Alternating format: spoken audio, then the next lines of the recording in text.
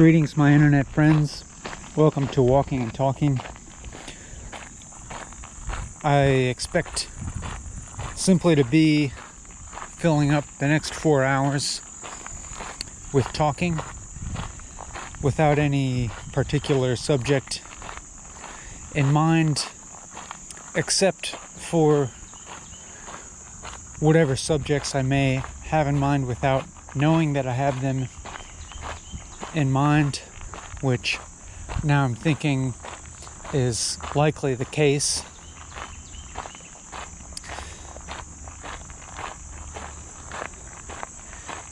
As in, I have some notion that I'll attempt to engage in a type of process that has a relative type of discipline with regards to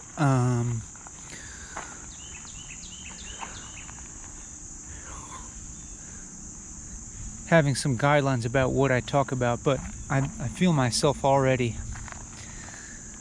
breaking this discipline by looking for whatever animal I just saw jump into the grass.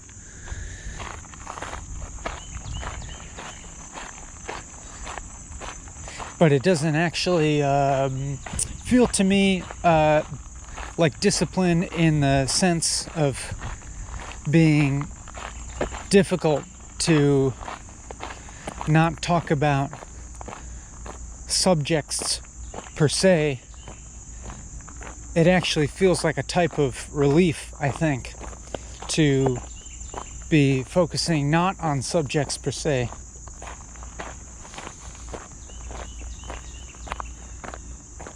or rather the focus more becomes like subjective in a sense, or the subjective. It seems to make little sense anymore for me to even use these terms, because on one hand I could say that the aim is to be objective in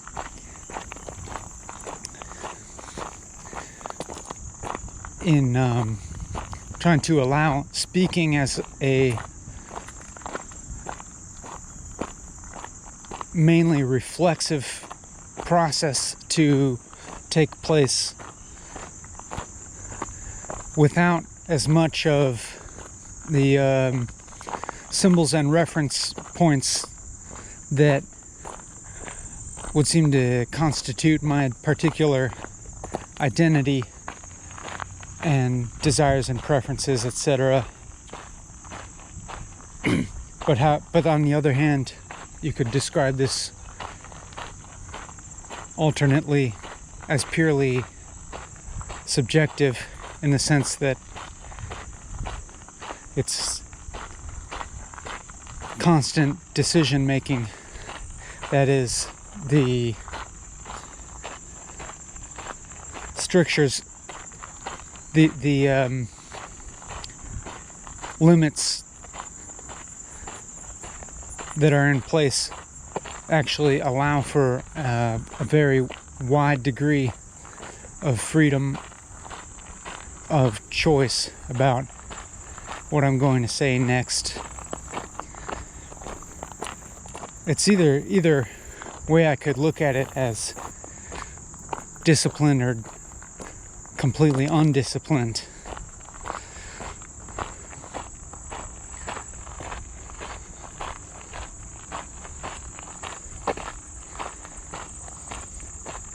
And so now is the part where I begin making remarks about the quality of talking that has occurred so far. It's a useful device for filling up time with talking, is just to comment on what the talking has been like so far. And so far, I would say that it has been successful in that it has been fulfilling the requirements. It's been fulfilling the guidelines that have been set in place for talking for the most part. However, if I do think about the bit about whether it's objective or subjective, and what the meaning of those words what the meanings of those words are, I could also say that that is an unwarranted editorializing, or that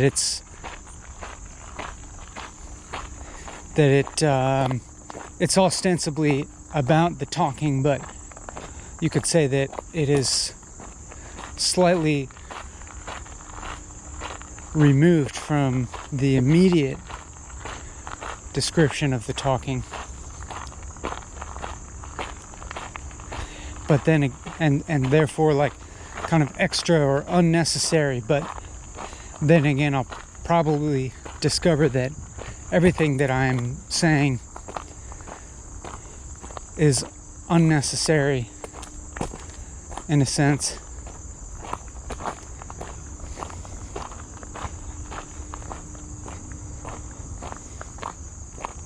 So here's been a short gap where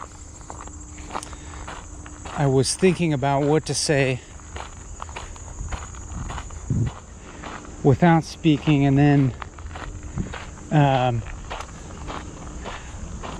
I remember making a decision, and my mind was going in a few different directions, and one of the questions that was occurring was, what is the thing that I could say that is the most directly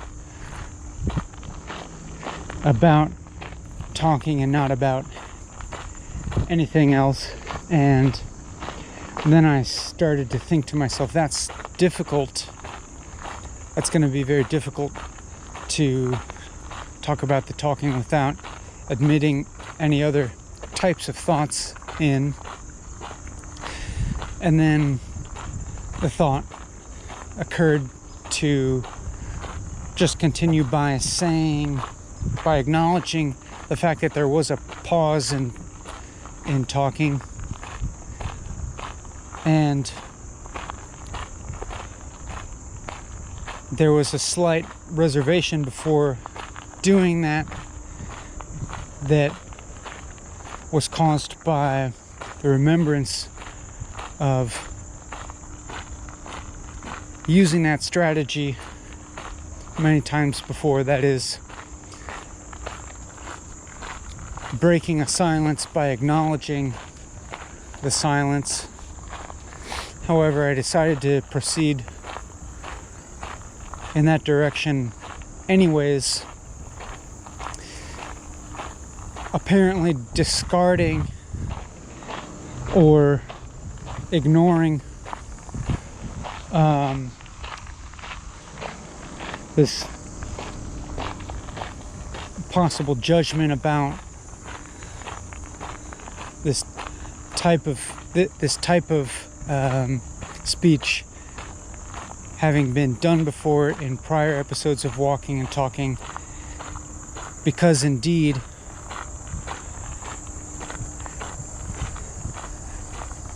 that's not necessarily a problem. In fact,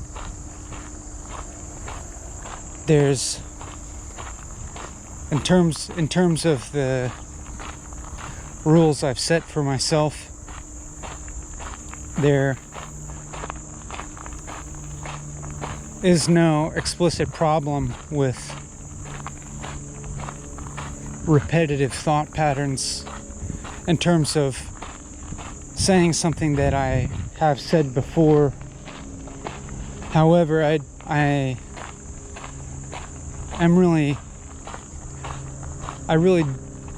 guess another implicit or non-explicit guideline that I have is not to use any kind of cop-out strategy for filling time with speech that is like just repeating something or saying something that's pre-memorized or something like that, or any one of these particular things that the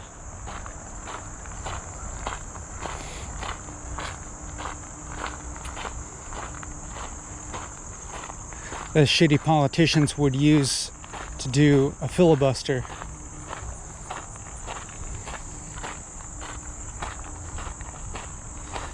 But rather, it should be actual talking in the normal sense of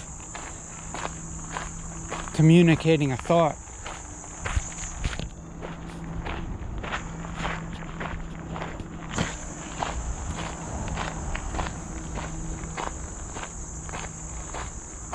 That means actually deciding what to say.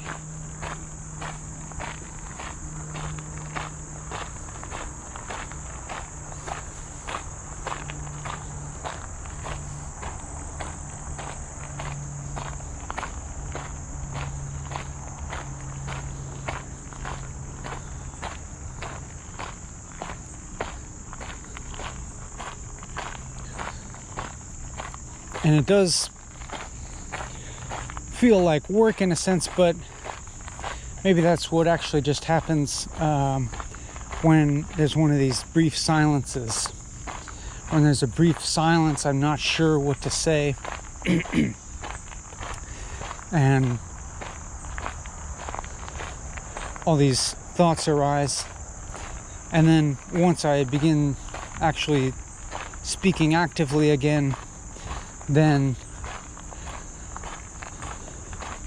it doesn't feel as much like work. For instance, right now it's as if you could say that I'm focusing a little more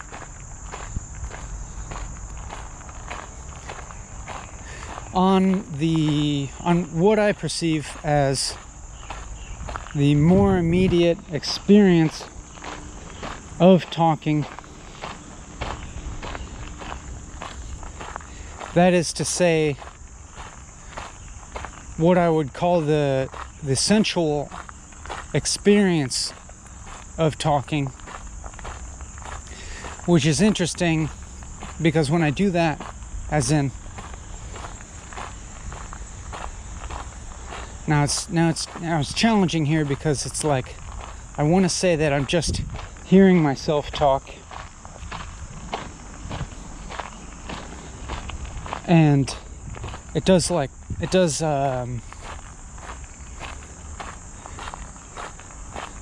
does occur to me at times. Like I think to myself, it feels more like I'm just hearing myself talk now, as opposed to being quite as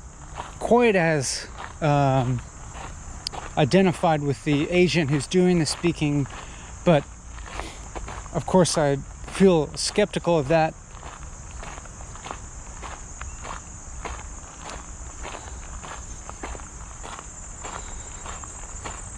But then of course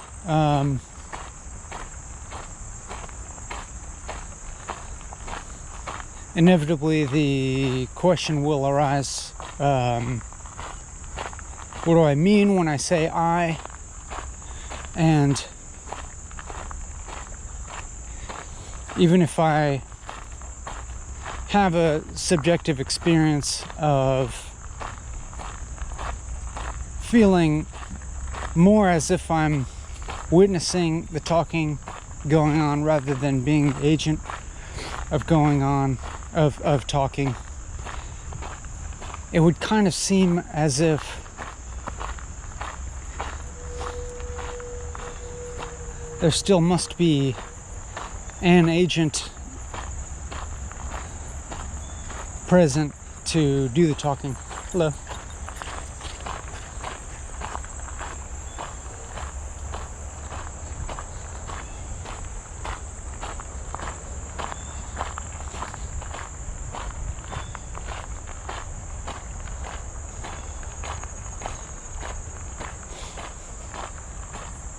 Or insofar as there is actual talking and actual communication and language, it would seem to at least imply an agent or an identity on one end of it, if not on two ends of it. And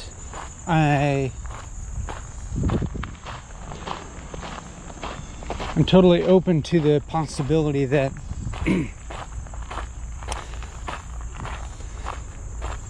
what kind of feels like observing the talking happening without being identified with the agent of the talking is just an illusion. Because, I mean, also, I am talking about being identified with the witness of talking, and so that kind of disproves it immediately. Like the fact that apparently this so-called witness is reporting the state of being a witness through speaking immediately identifies this witness as the agent who's talking. Obviously, that seems completely obvious, and it's interesting that I could go on talking about that without noticing that, at least for several minutes, it seems. Like, but then again, while saying that sort of thing, it's kind of confusing. The question is, while saying that I feel like I'm witnessing more than talking,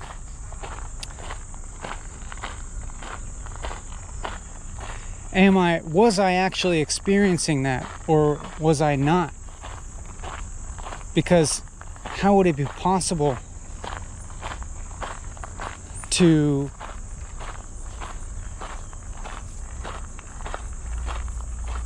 talk from the witnessing perspective without being the talker? It's like, obviously you're the talker.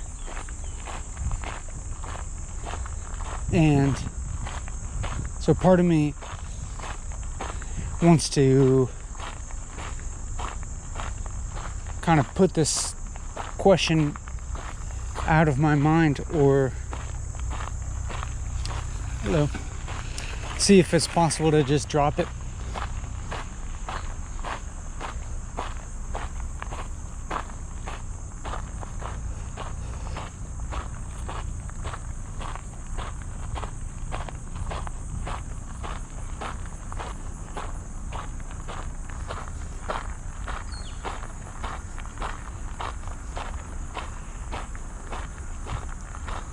So now I'm kind of thinking, there's another pause in this, that just the same thing happens where in the pause I start to feel the problem that I'm not speaking, and then in retrospect I'm imagining the duration that has already elapsed, that has been relatively filled with talking, and I'm representing that time in my mind as going relatively easily, as in when there is a pause, I imagine the state of actively talking to be easier than the state of persisting in silence, even if it's for a few seconds or something like that. Even though in the state of talking, well, here's the question, like, while I'm actively talking, do I even have the mental capacity to be assessing the relative ease or difficulty of being in that state without that just altering and influencing the state, or becoming good morning, the perspective from which I'm speaking. That is, can I be speaking one thing, communicating one thought, while simultaneously be assessing the so-called difficulty or ease of being in that state. And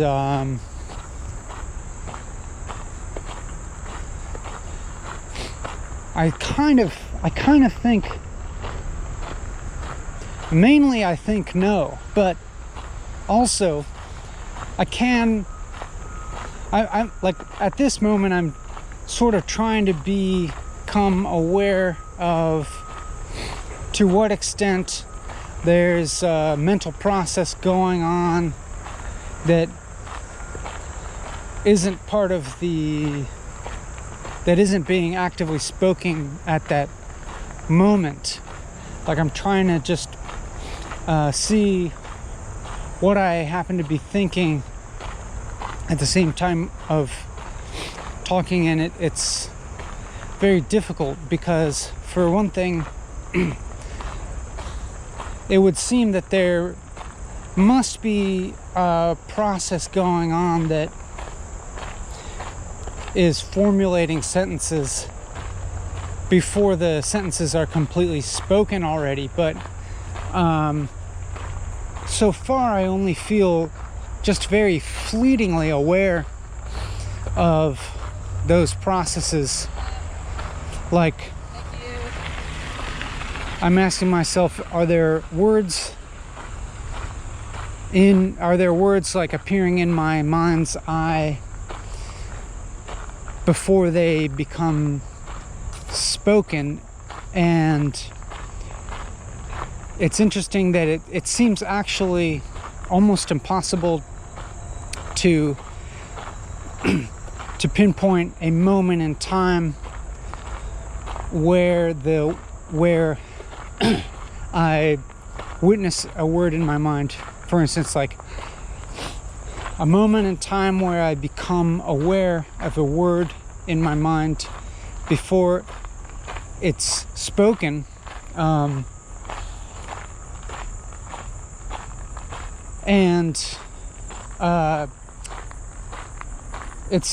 It kind of seems like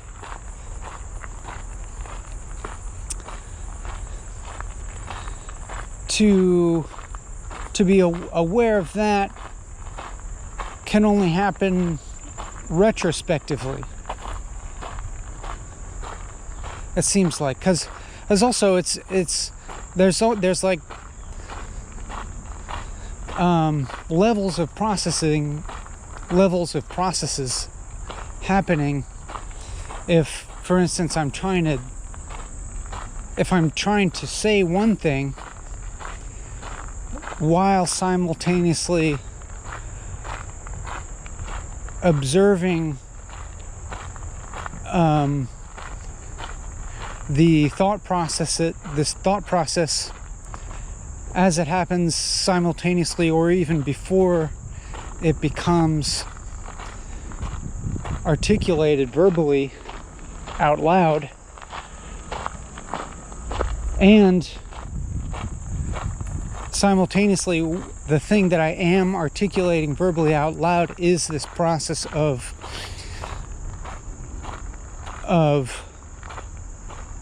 looking at my thoughts in order to discern if and when they arise in my awareness, and what is the temporal relationship between that moment and the moment they are spoken or something else is spoken. It all seems very confusing and hard to separate all these things. And for instance, like it's like all that is merging together, as you might suspect, as in at what time are these thoughts forming?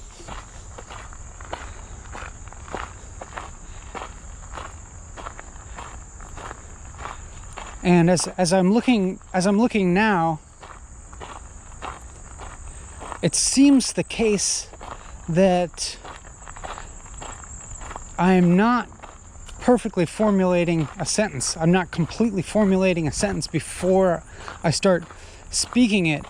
But in this, there's like a really brief pause just now in which, hello. I was aware of some kind of thoughts formulating before I began speaking. I was kind of trying to pre-formulate a sentence, and I realized what seemed to be the case is that it was kind of a more nebulous pre-verbal jumble of thoughts and even memories, and I think even including some references to something I had read, or perhaps actually multiple. If I'm thinking now, like this thought was related to multiple things I've read before or spoken about before, either in walking, talking, or in conversation. And so it did kind of seem like there was a jumble of sort of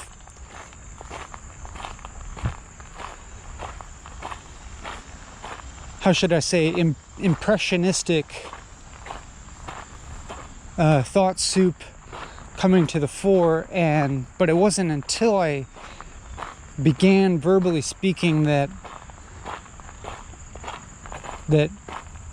some version of that solidified into a sentence.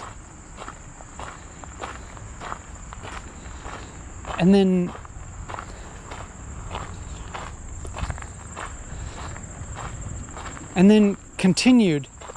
I continued for what seems like a relatively long duration to attempt to describe that particular process, and all the while it's as if additional thoughts related to this thought were coming to the fore of my awareness. And then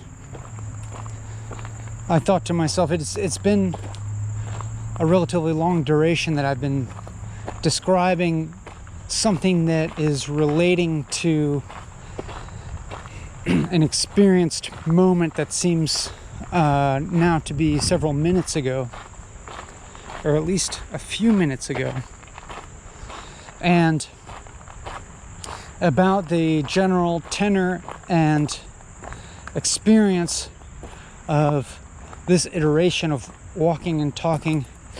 At this point, I would say that I feel encouraged to some extent by what feels to me like actual thinking going on, as in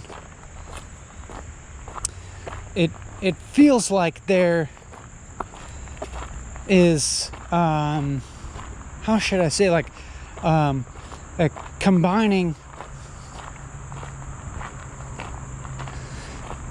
and processing of what seems to me to be like stored thoughts that relate to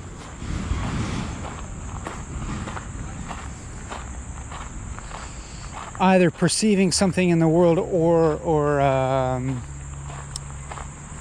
well, I mean, like, just to put it more concretely, like how I said before, where multiple things that I remember reading became involved in the description of what appeared to be my mental process, but probably in fact played a significant part in perhaps retrospectively interpreting that thought process, and perhaps thereby actively creating my own mental history or something like that, or actively creating what I interpret to be my memory.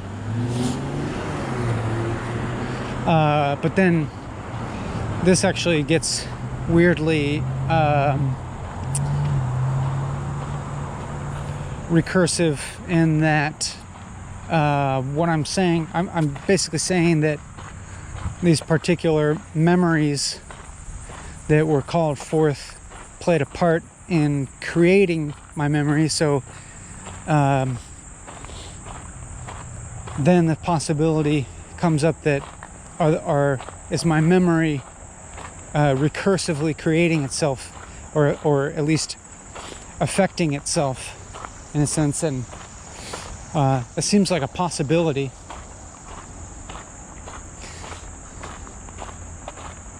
As in, for instance, like I feel so aware of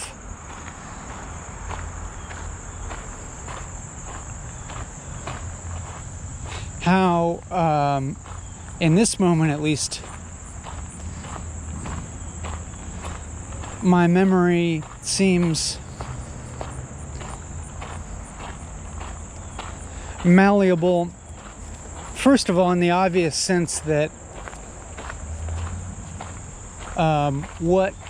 which memories become activated into awareness is obviously highly contingent, and one could safely assume that, I think, maybe we don't safely assume yet, but we propose that only a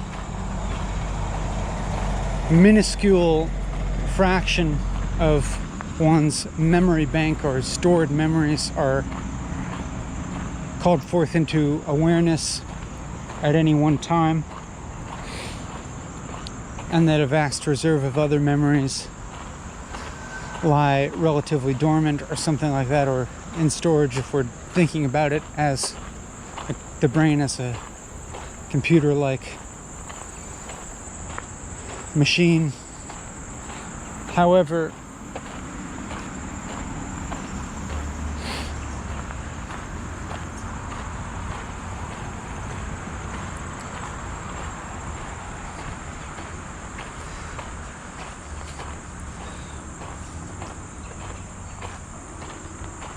it's like farther than that. Even when I'm observing my recent memory,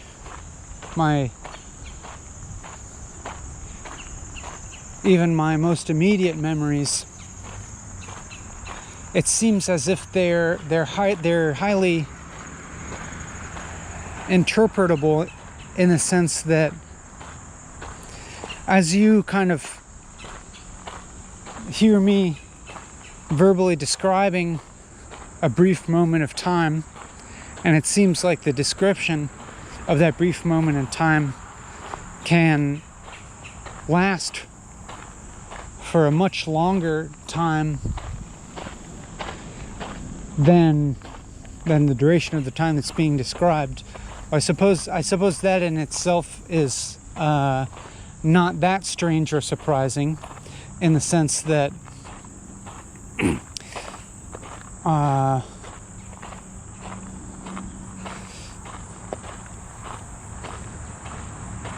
think we would intuitively kind of say that words do not capture an experience fully, and the old saying that a picture is worth 1,000 words. So if that's true, it's like the picture represents one instant of time,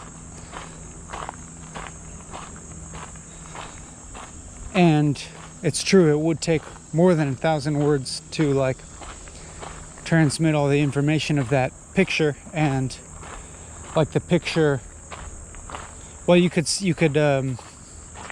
actually quantify the verbal complexity in that picture as the amount of memory that for instance a computer would need to encode that picture into a file.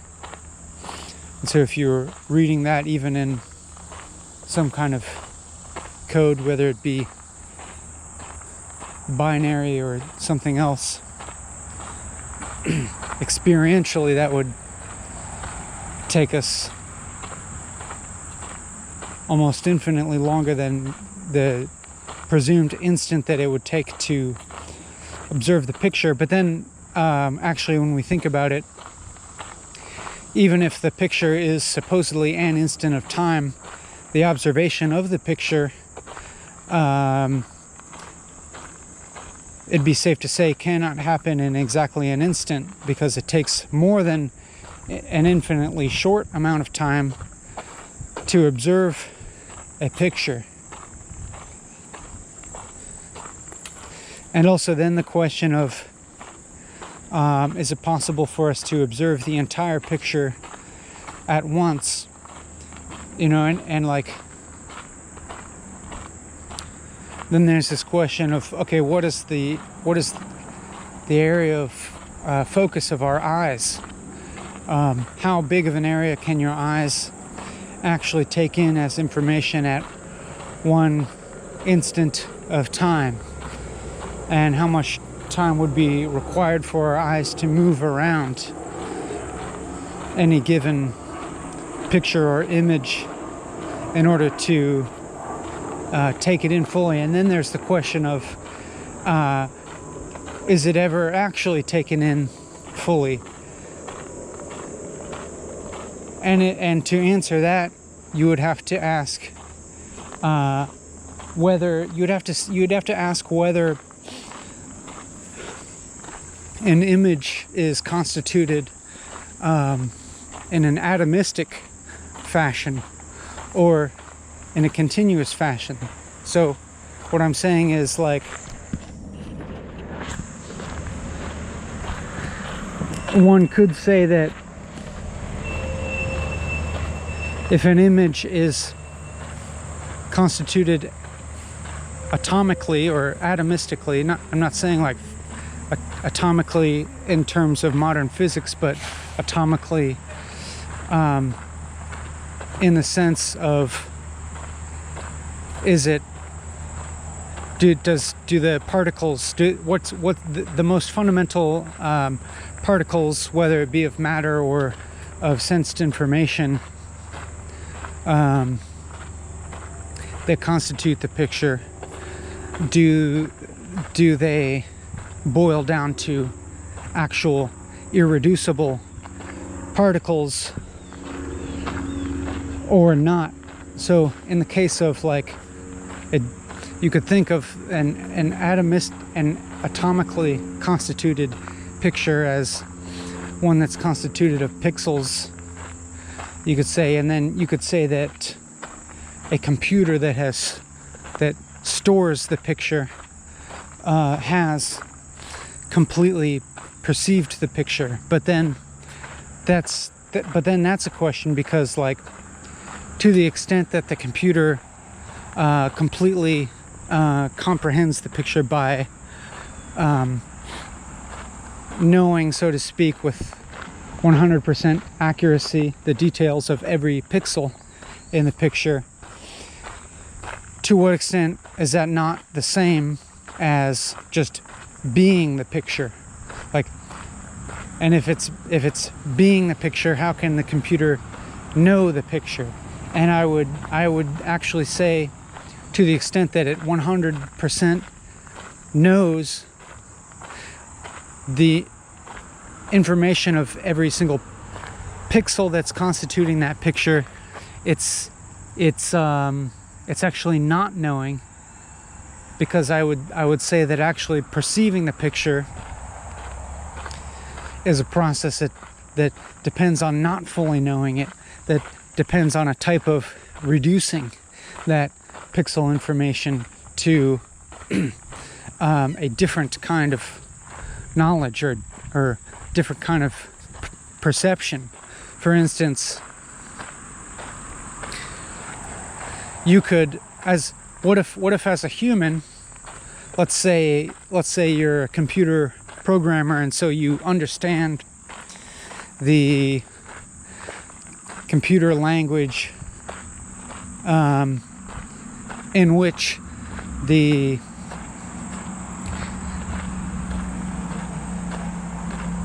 picture is stored in memory. And let's say that in theory you could look at a binary code of the picture or some other textual code of the picture, and in theory you could decode that and be like, okay, the first pixel is this one dark shade of red, and the next pixel is like 1 percentage point lighter red, and so on and so forth, that you could in your mind decode every single pixel. But even if you went through that process, the knowledge that you would end up with without actually looking at the picture would be completely different qualitatively than just looking at the picture with your eyes. And it wouldn't really work. Like, you could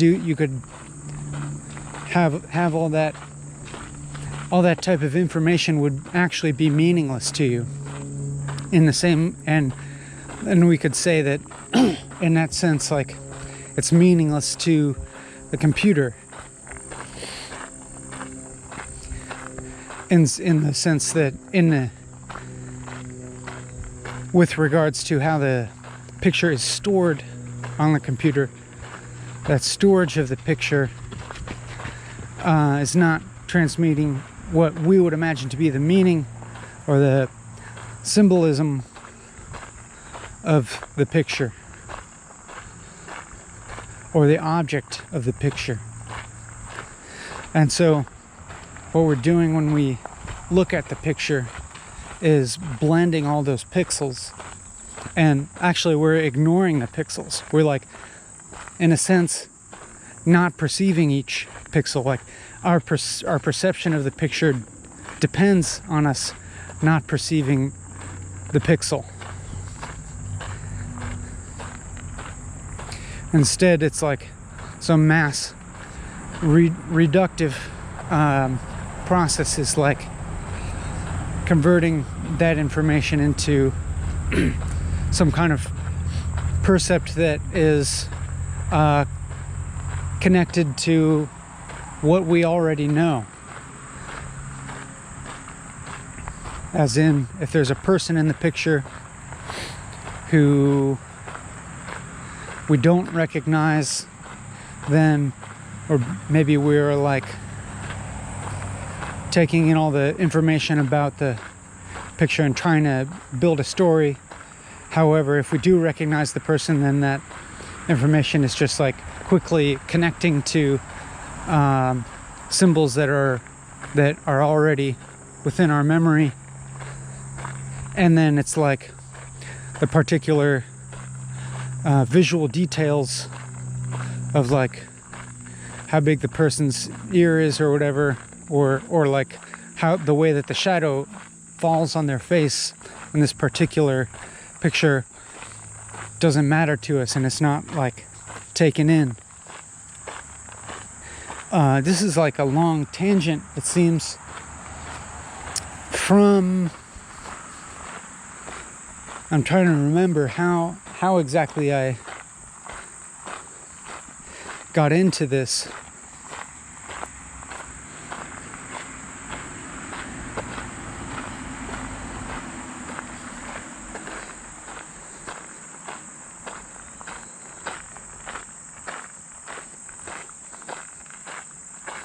But it's maybe to say like knowing anything or the process or act of knowing is necessarily reductive of a type of complexity of the world into something that we can understand, or something that connects to other symbols in our mind in a way that has utility, or at least potential utility. And by utility, I mean that in a broad sense, simply of being, of fitting into the way that we construct our model of the world around us. By construct a model of the world, I mean that also in a broad sense of even of how we conceive and even perceive of the world. And I think that maybe this relates back a bit to how I was trying to perceive the actual process of my thoughts forming while I'm speaking, or immediately preceding my speaking, and realizing that my awareness of this process is at best limited, it seems. Or I can apparently, it seems like, kind of drill in and analyze one apparent moment of my experienced time, or one apparent instant of my lived experience. I can apparently analyze and dig into, but then I realize that analysis and digging in is also an interpretive process in which I'm using all this other conceptual and perceptual information that is not the thing itself, and seems to be, to at least some extent, like fabricating the thing in itself.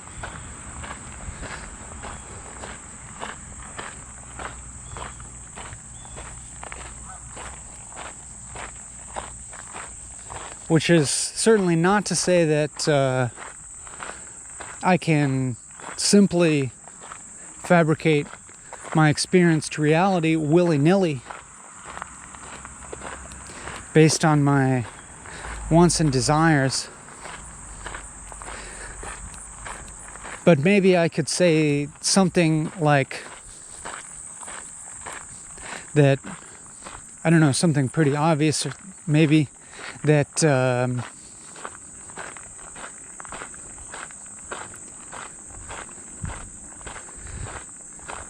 everything that I observe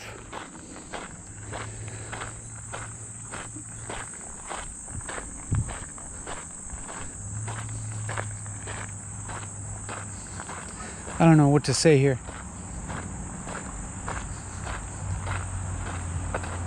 Just like the shape of my perception is dependent on the shape of myself as a subject.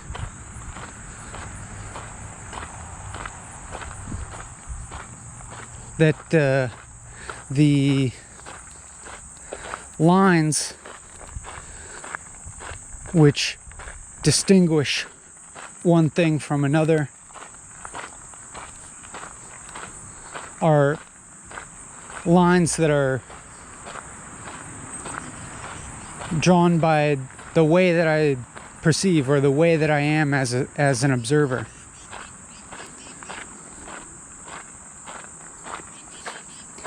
But even when I talk about myself as an observer, that also counts as something that I'm observing. Like if I'm turning my attention back onto what I perceive to be aspects of myself, in this case my thought processes, in that instance my thought processes are acting as object rather than subject, to the extent that they're being observed. But I'm not but then there's the problem of can the thought processes actually be observed in real time, or is it only retrospectively? Because isn't the thought process, is it necessarily a part of observing at all? Or is it merely a part of representing afterwards what's been observed? So like, I guess maybe that is what maybe that could explain the issue that I articulated in the past, where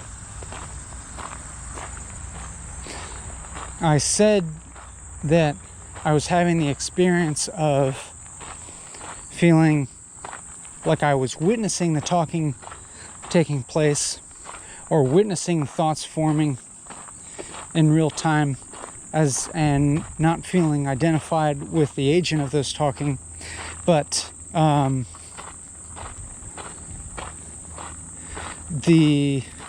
then that seemed like it was an oxymoron, in that as soon as I say that, I am speaking from the position of the witness expressing itself verbally. So is that merely the effect of that the thoughts as expressed verbally are only a representation of experience that happens after the fact?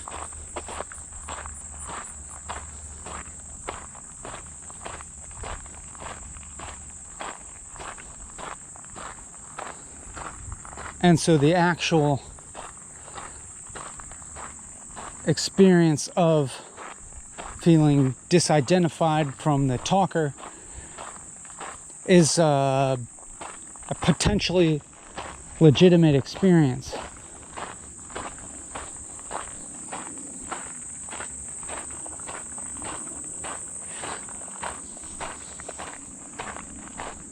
It seems like that is possibly the experience, if I consider the fact that ostensibly it would require some amount of time for a thought to be formulated into a sentence and then physically spoken, that would require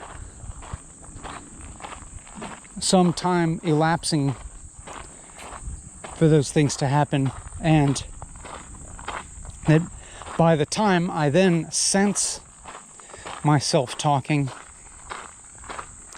then I'm sensing a what you could refer to as like a physical process happening by the time my mouth is moving and the sound is coming out of my mouth and reaching my ears and then being converted into sensory information. It would seem that would take an amount of time that's not zero.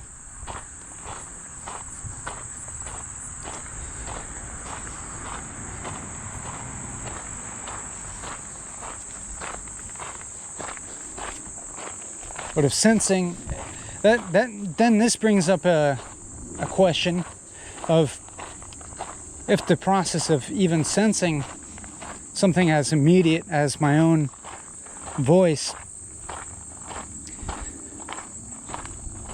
requires an amount of time that's not zero, then we could say, to what extent is my sensed experience even now, to what extent is it really representative of now, or is it always coming a little bit late?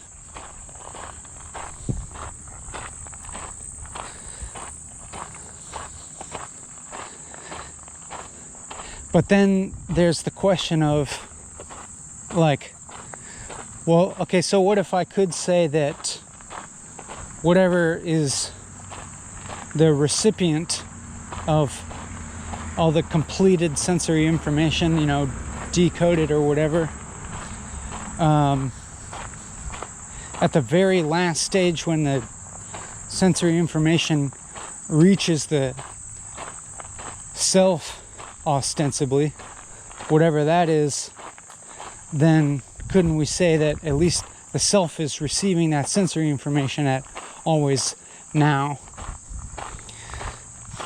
But then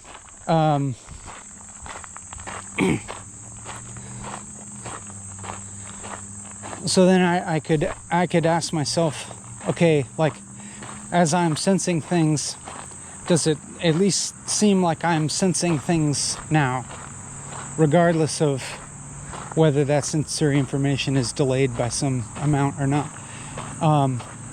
And this,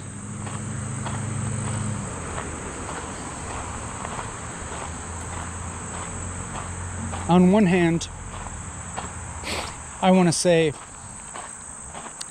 like, yes, obviously, it can only be sensed now.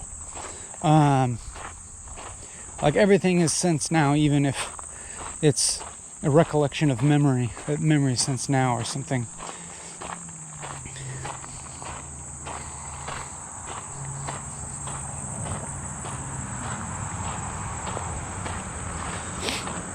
Even though, for instance, there's a discrepancy between what's sensed and what can be articulated.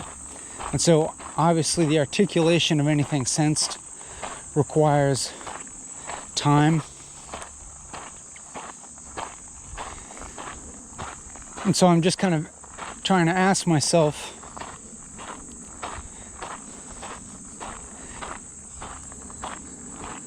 whether my experience, what's being experienced is now, but then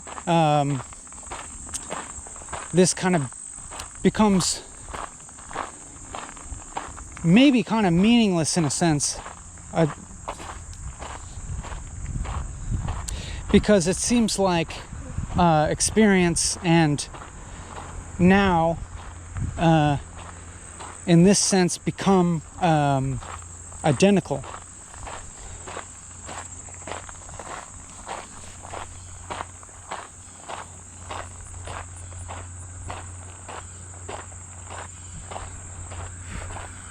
Or like if I were to ask you what constitutes the present, it seems like one way you could define it is that which is in experience, or that which constitutes experience. Whether that be sensory information or thoughts or mental information.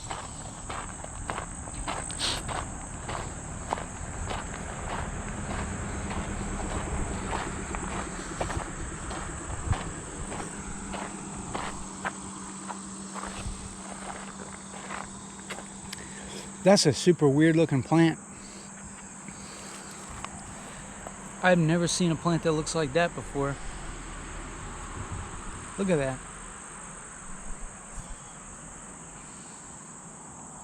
What the hell? I think this actually looks like wild asparagus.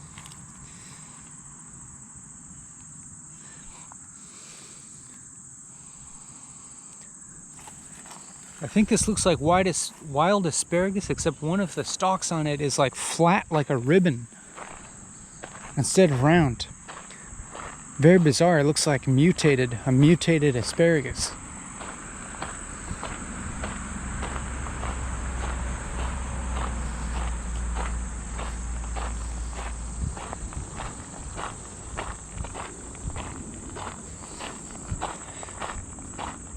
It kind of occurs to me that like everything I've been saying for a long time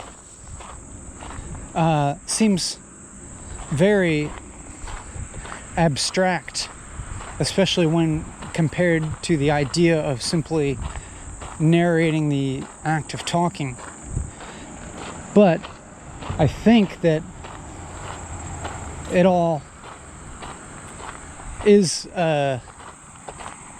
contiguous with this act of narrating talking, narrating the experience of talking. Like it still is talking about talking, but to varying degrees abstract. But then I'm like, is any talking about talking necessarily abstract? Is it only abstraction? Because it seems like even if I am attempting to move in the direction of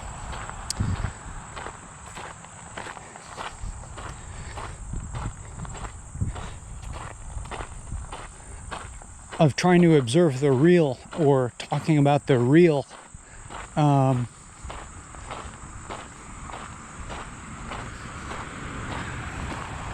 then it just gets completely abstract, as in the real apparently seems to be constituted very abstractly by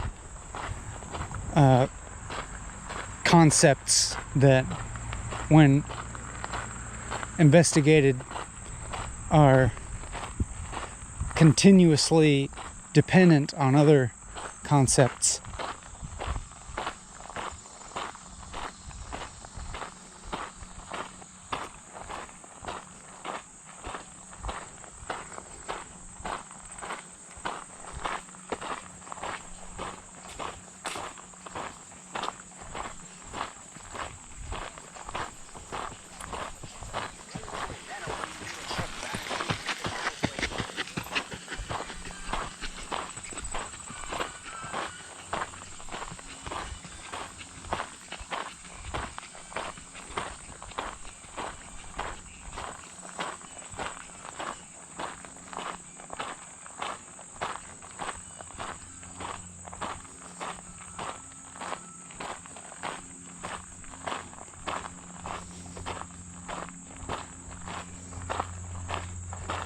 So I think this has been a pause where I'm just like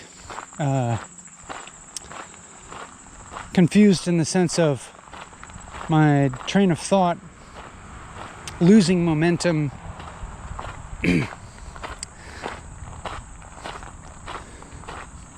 because it, I don't know, it just led into confusion.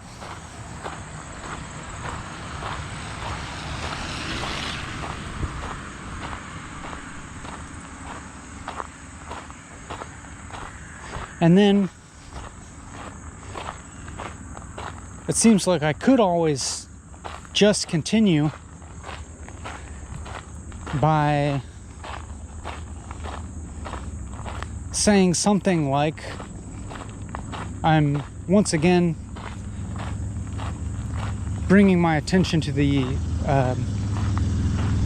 physical sensation of talking, of at this moment the feel of my throat vibrating with my own voice, which I notice is a little hard to pick apart, the sound sensation of my own voice and the physical sensation of my own voice.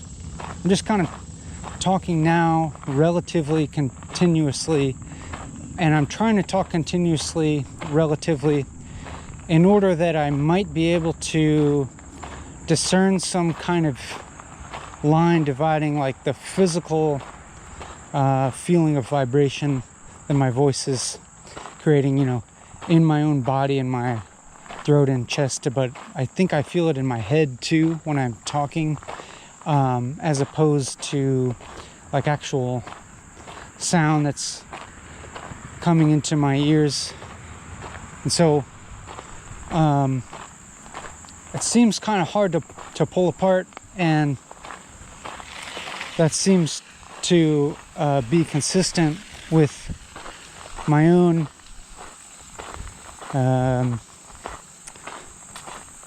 representation of how these parts of the body work, how in my understanding the vibrations, which are sonic, are also traveling through the physical parts of my body, like through my jawbone and maybe my skull too, like directly into the ears or to the eardrums, I think. And then I can imagine these vibrations being picked up by sensory neurons directly, like the same kind of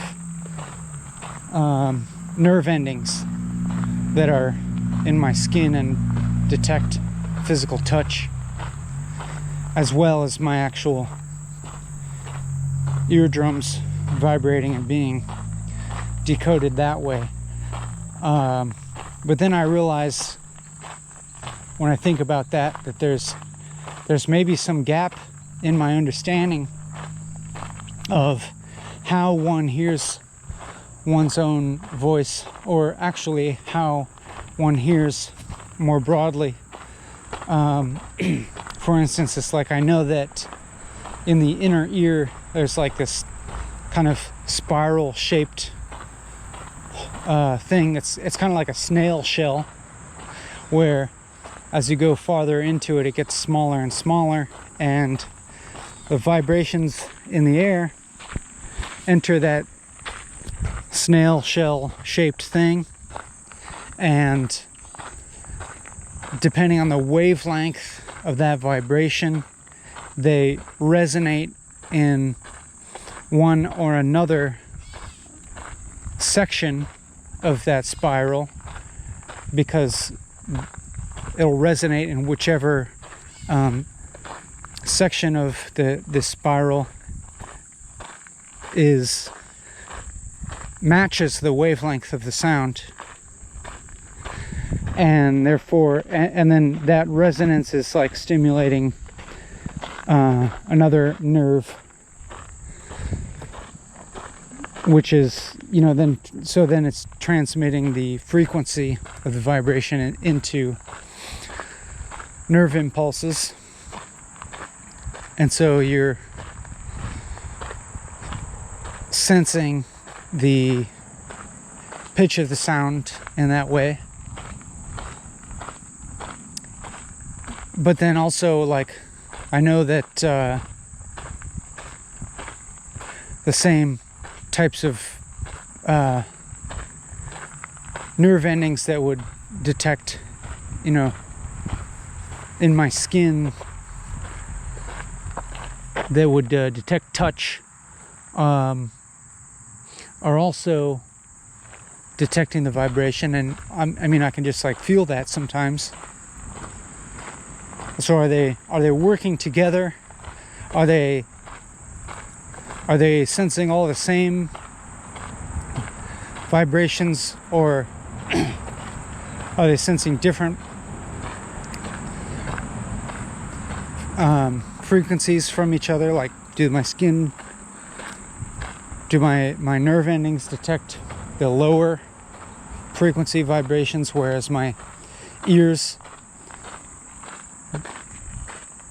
are sensing the higher vibrations, and then they just combine that information in my brain? Or is there some overlap? And then I'm questioning, like, how would two mechanisms, sensory mechanisms that seem so different from each other,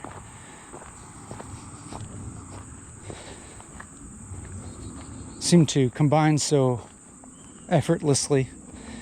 But then it's I can believe it, even if I just think about how my eyes and my ears seem to correspond so much of the time. Of course, they're not sensing the same things. Like, I can hear things that I obviously can't see. Like, I can hear the insects making sound, which I can't see.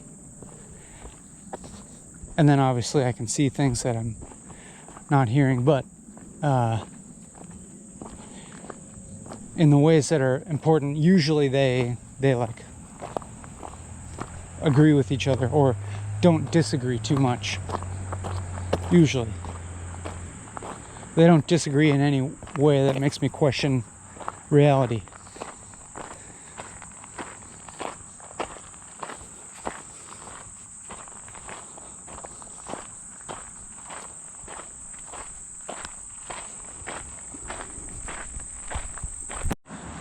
But now I find it important to note that this is all, to some extent, abstract representation taking place in my mind. That is, I've never seen the little spiral thing in my ear, and if I hadn't been explained that or showed illustrations of it from science, there's no way I would know that. If somebody hadn't told me that I had this little snail shell shaped thing in my ear that transmits different wavelengths of air vibrations into sensory information, I sure as hell wouldn't come up with that on my own simply by sitting there and thinking, and then, like, it's like, furthermore, it's unlikely that myself on my own, just sitting there and thinking, would come up with the concept that different pitches that I hear correspond with a different frequency of vibration that travels through this invisible substance called the air. And then, come to think of it, just me sitting there thinking by myself, I don't think I would even come up with the concept of air as a substance. Like, in the sense that, like, does a fish know what water is? Does a fish have a concept of water that it swims in? And all this, I guess all this stuff is cultural, or in the sense that it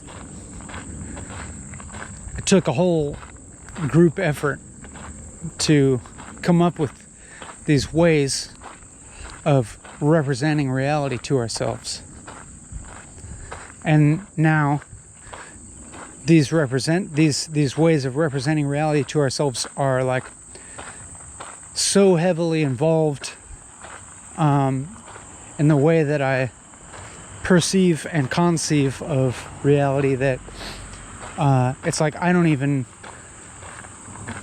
recognize that I'm using them most of the time.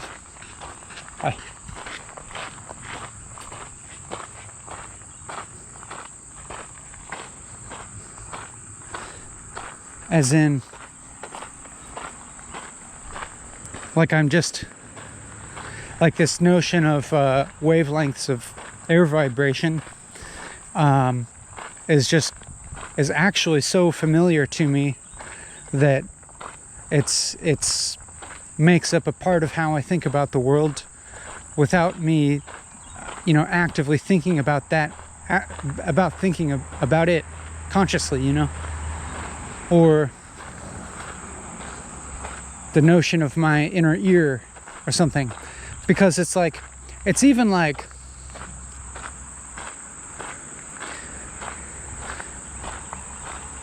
let's say in everyday life, you're walking around and you hear something and then you turn to respond, or you're having a conversation and you're hearing, it's not like you're even aware of this organ called your ear. It's not like you are even actively cognizant of like where on your head or where on your body your ears are. It's not like you're aware of sound entering your ears and vibrating them.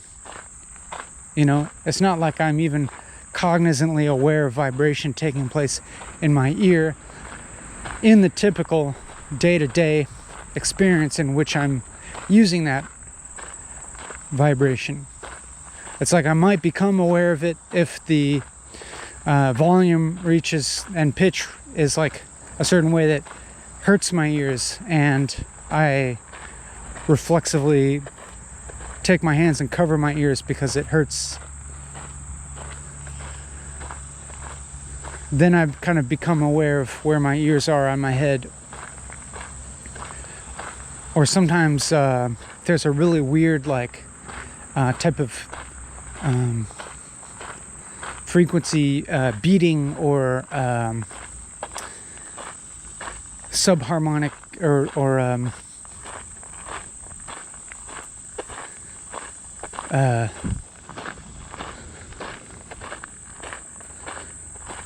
like some particular sounds just like create a actual like feeling that I become more aware of in my actual physical ear, but that's outside the normal.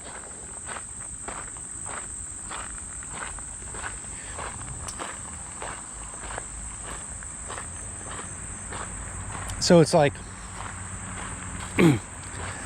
then I had this question of like, what did people actually think that sound was before the advent of understanding what air was, and then understanding what that sound was vibrations transmitted through a substance, usually of air, but also through liquids and solids. And that I think it might have been Pythagoras actually, or one of those guys that like scraped a stick across some kind of ratcheted surface, and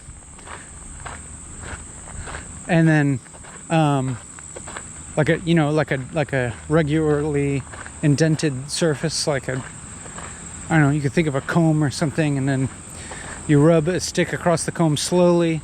So I think it was Pythagoras, or one of these guys, one of these old guys. Rub the stick on there across, a ratcheted surface, and observed that when he did it slowly, it made a low pitch sound, and when he did it fast, it made a higher pitch sound. And so then he came up with the idea that low sounds that sound low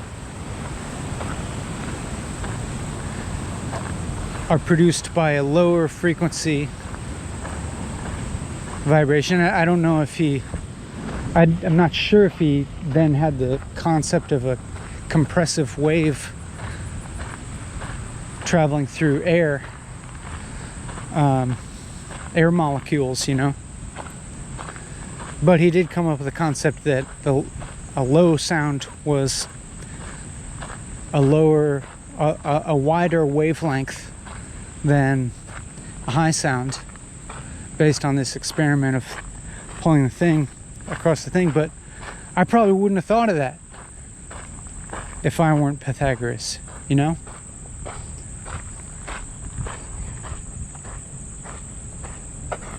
And I'd just be going through my life hearing stuff, and I don't know if I would have something like a conception of what hearing is or how it works. Maybe I would. Maybe if somebody asked me that question, I'd have to come up with something like maybe somebody would be like, hey, you know how you hear stuff?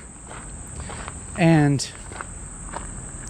maybe the act of hearing would be so close to me that I wouldn't even have a conception of it as a sense, like they'd have to explain something to me, how if you put your fingers in these holes in the side of your head, everything sounds different, and then if you pull them out, you can hear things better. Or how when somebody's really far away from you, you can't hear them as well as when they're close to you. And through all of these examples that I could observe, I'd be able to come up with some rough concept of what hearing is, and I could take all the observed variances and characteristics of hearing and sound, and then try to come up with some sort of explanation that's consistent.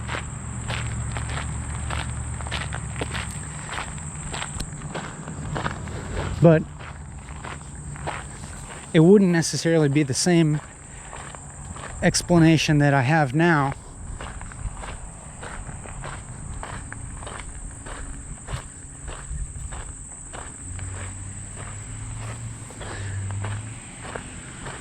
Because the explanation that I have now comes from a whole disparate community of people who thought about the issue and proposed various explanations, and now maybe we have one that at least does the best at being consistent among disparate observations.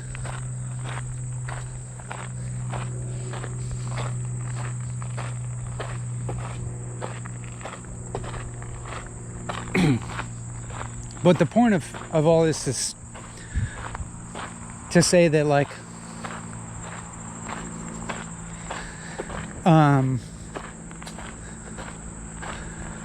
what I think of as myself is constituted by all of these concepts that aren't just necessarily a given that I would naturally observe left to my own devices without having other ideas put into my head by society.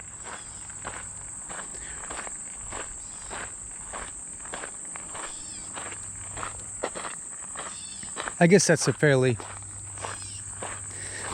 obvious and uncontroversial, perhaps even uninteresting thing to say.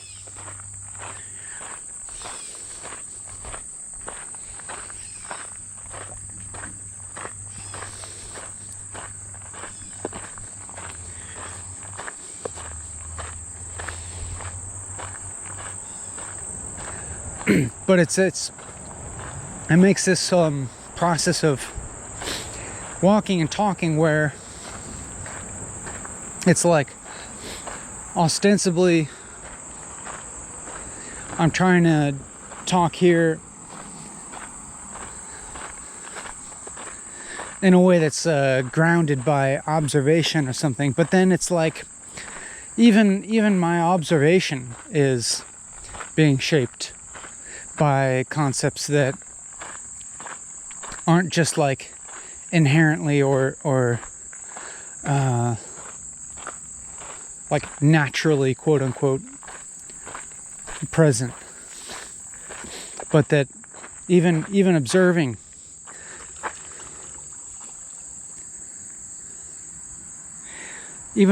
is shaped.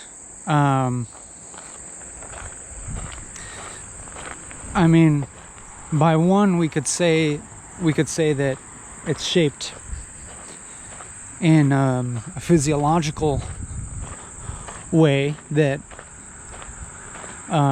obviously the particular configuration of our sensory apparatus, like our eyes and ears and skin and nervous system, etc., have a very particular configuration to them that, in concert with each other, become utilitarian towards preserving this self, which is an agglomeration of those apparatus and more.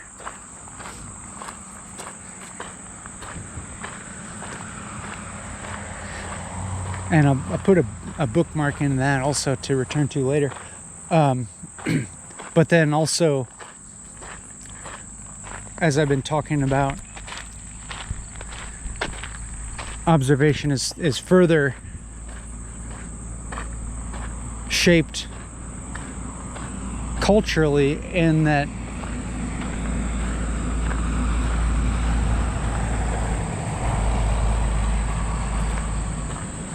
I'm much more prone to observe and even be able to observe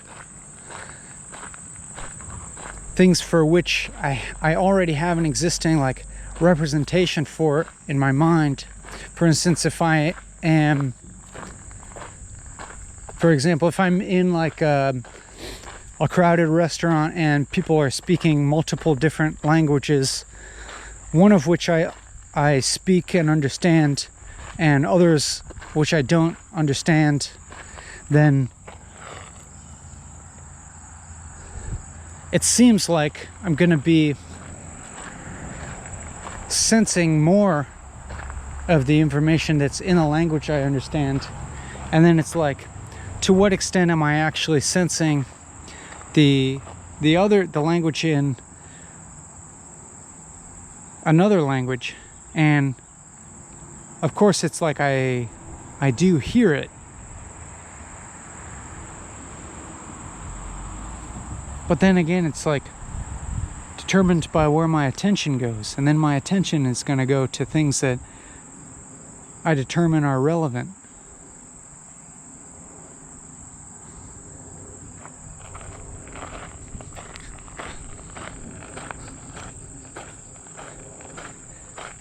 But then like sensation itself, like even like what my eyes can see. I mean, I'm not 100% positive about this. It seems like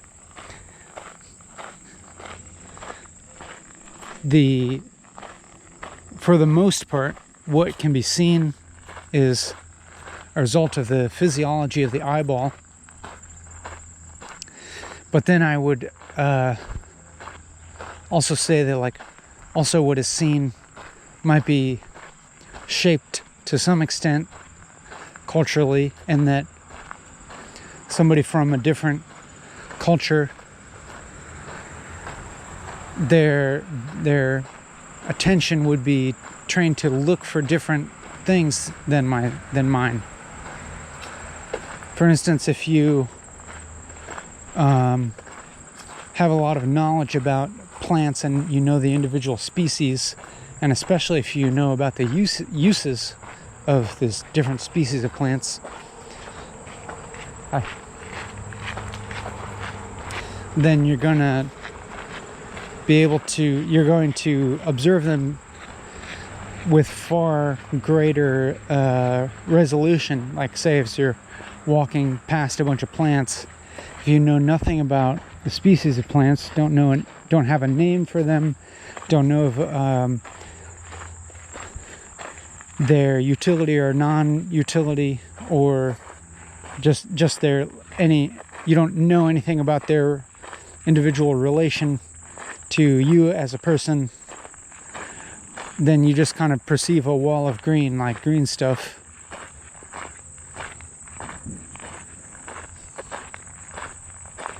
I mean, I'm not necessarily saying that, like, I don't think I'm saying that in some physical way, like, you know, different light would be entering your eyes or anything like that. But I am saying that it does seem to be supported that the act of sensation is not merely just bottom up, like world being perceived by brain, but it's also to some extent... Oh, here's a little toad. You better get out of the road, toad.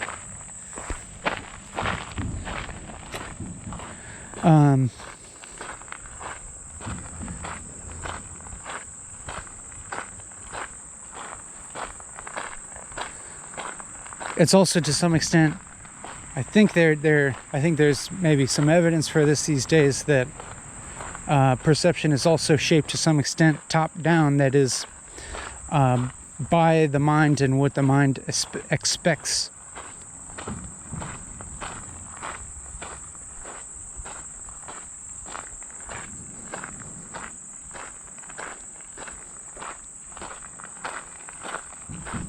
Which I think it's kind of like a more scientific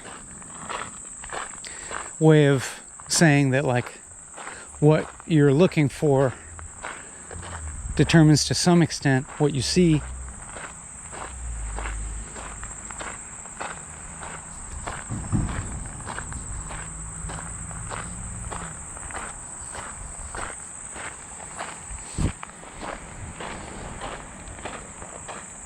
Here's a ton of turtles over there.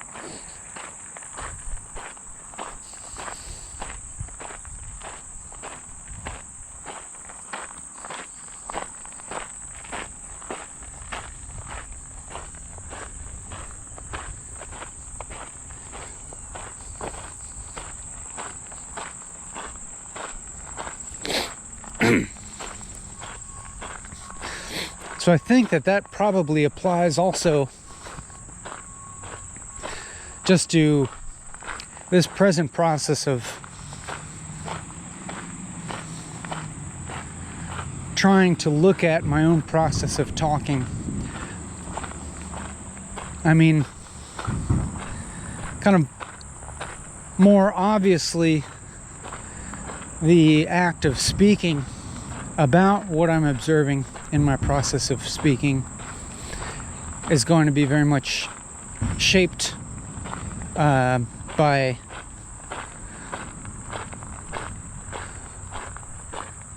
like the linguistically constituted, culturally constituted aspect of myself. That is, like, what type of language I have to describe things that I experience. But then I'm suggesting also that that same thing is also influencing to some extent how I actually observe myself or view myself or see myself.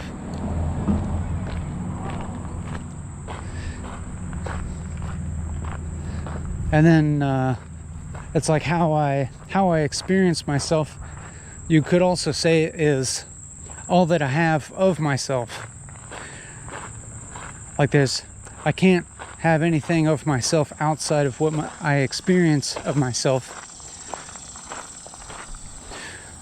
You, of course, could experience myself, differently. You must experience myself very differently than I experience myself.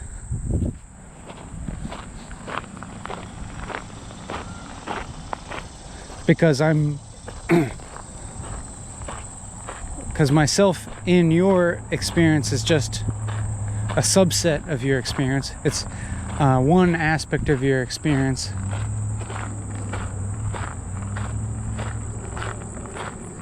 Whereas in myself, the self must, I think, I don't know,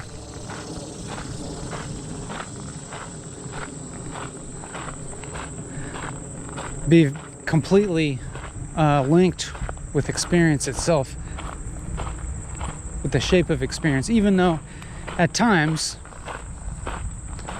like I said before, it seems as if I'm witnessing myself, but then obviously if it seems like that, then that which is doing the witnessing must be what I'm identified with, obviously. So then that becomes still just a part of the self.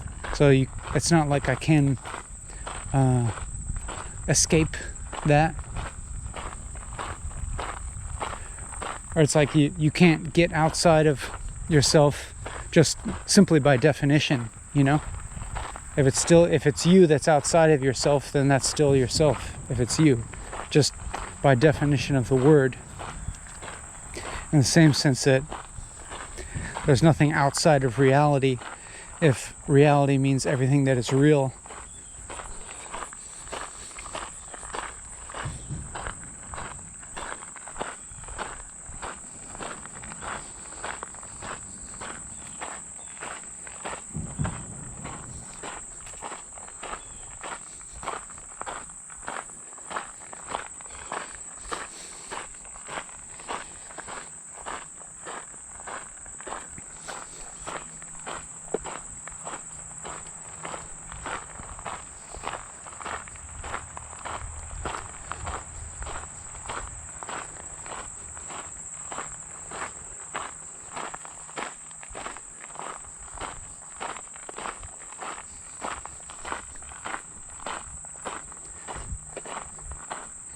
There's been this relatively long pause in which I think to myself that I don't have anything to say, which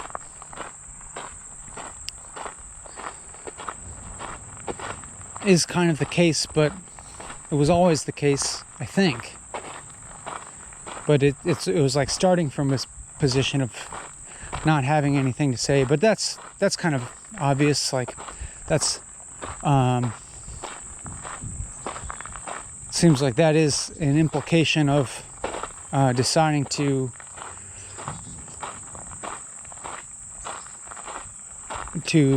just talk for 4 hours.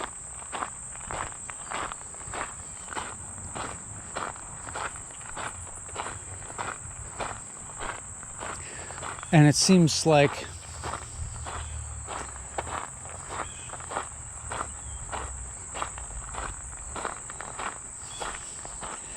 there's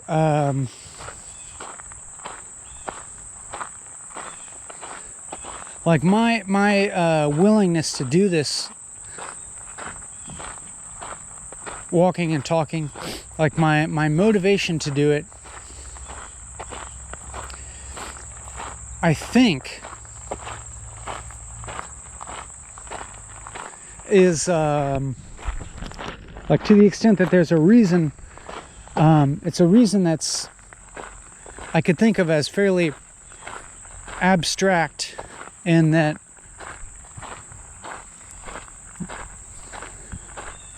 the utility of it is like so kind of foreign to normal life, as in, like,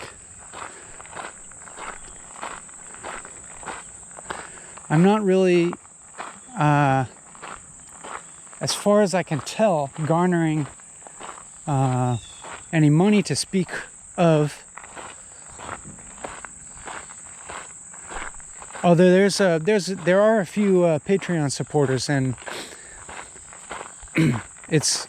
but there's so few that, like, even one person becoming a Patreon supporter is, like,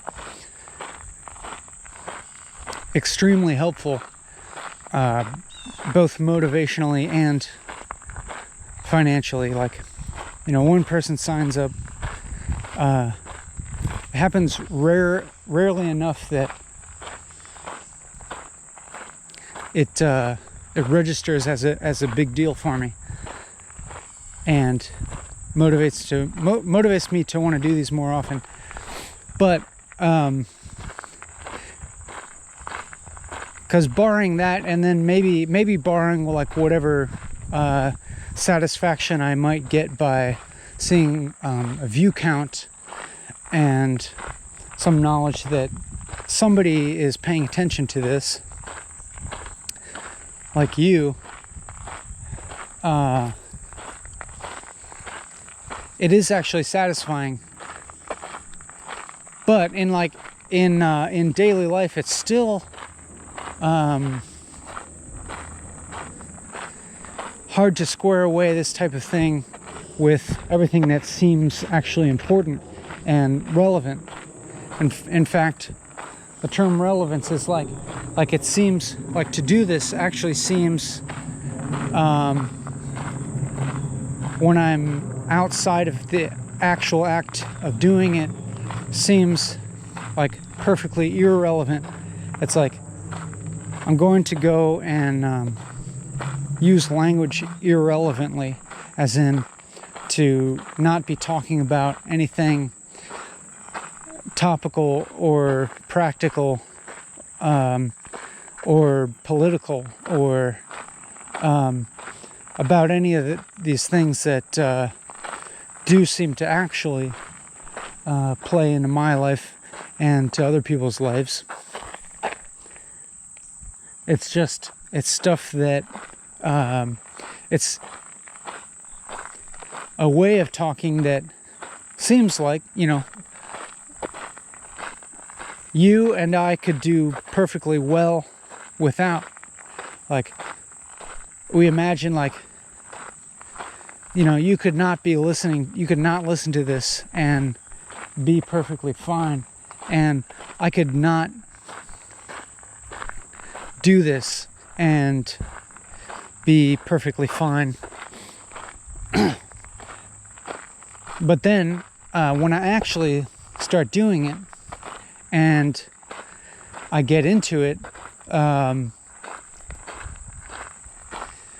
it's like something emerges by virtue of giving myself the time and space to do something totally irrelevant.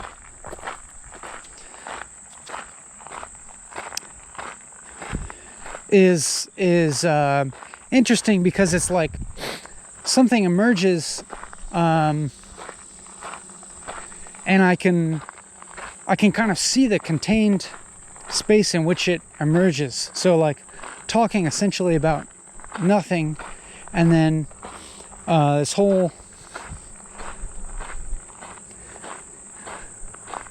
this whole 4 hours of talking about that nothing kind of emerges in a way that's all interdependent, like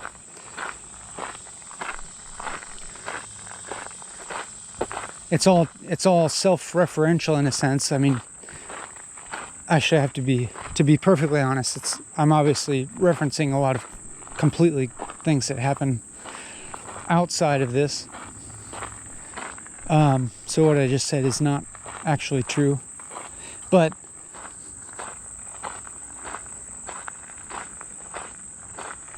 what is it? It's like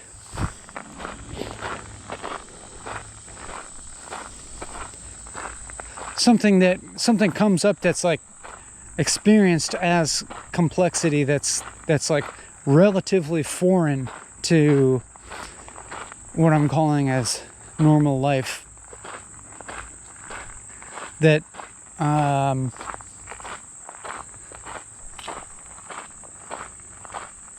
is that to me is like a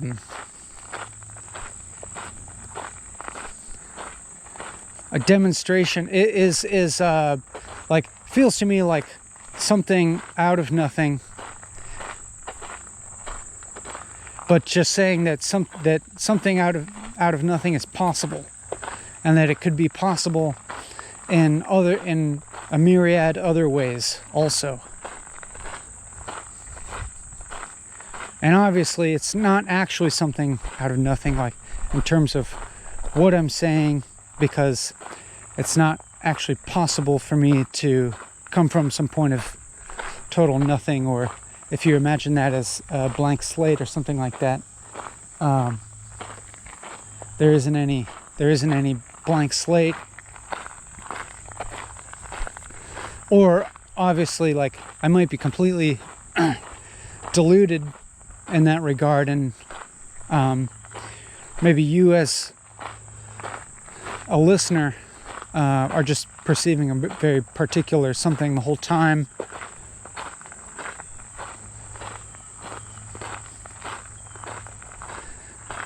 In fact, it makes me want to just drop this whole train of thought and drop the pretense of making any particular type of claim about this. However, what I was trying to say is that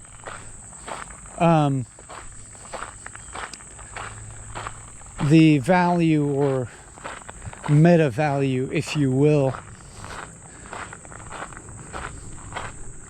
of this, to me, seems actually highly correlated with the non-necessity of it, the extraness of it, or my capacity not to do it.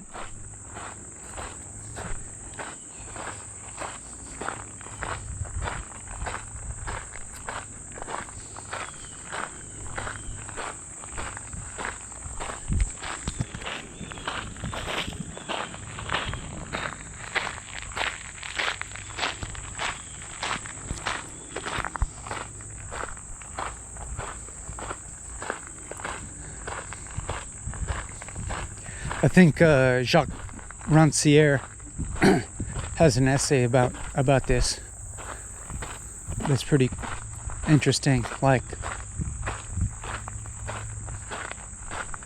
I don't know, I'm just trying to say my interpretation of what I remember reading about that like, to be in the realm of knowledge production.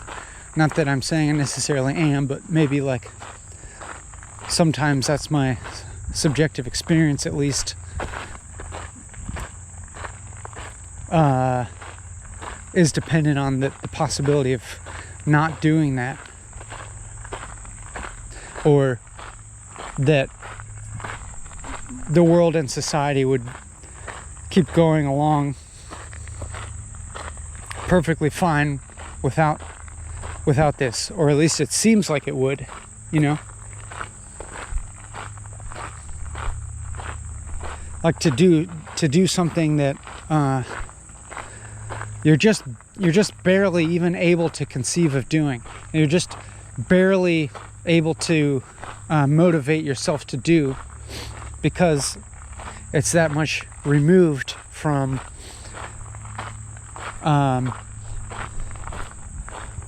what seems useful to yourself as constituted by society. Like yourself, like necessarily you kind of constitute yourself in relation to society, even if it's in opposition to something.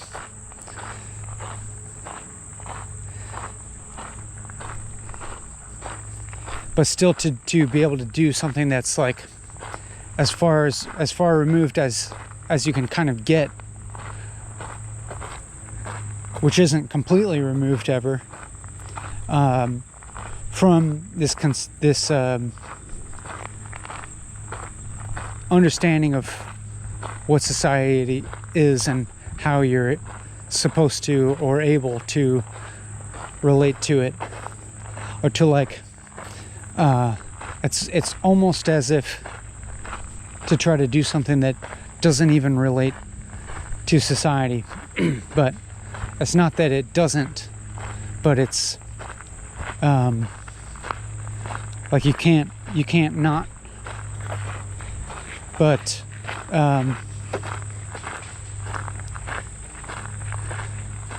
it's still at least marginally in the realm of the sensible. Like you can still, this is still sensible. You can see it, you can hear it, you can at least make out, you can at least understand the language if you are understanding English. And I can say that with full confidence here because you're hearing me, you're understanding me saying that you understand me because you understand the English language or some translation thereof.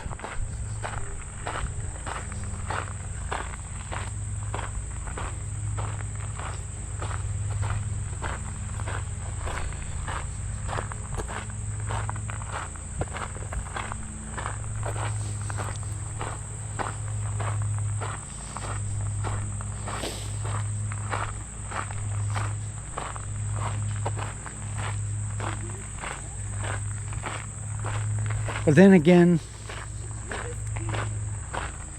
it's also just like,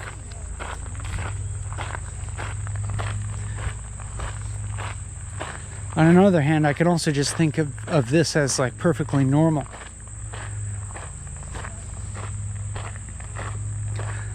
I don't have to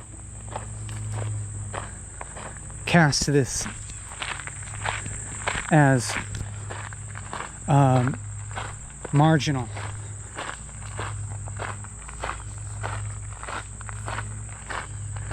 This is actually, perfectly afforded for by this society and its current technological development.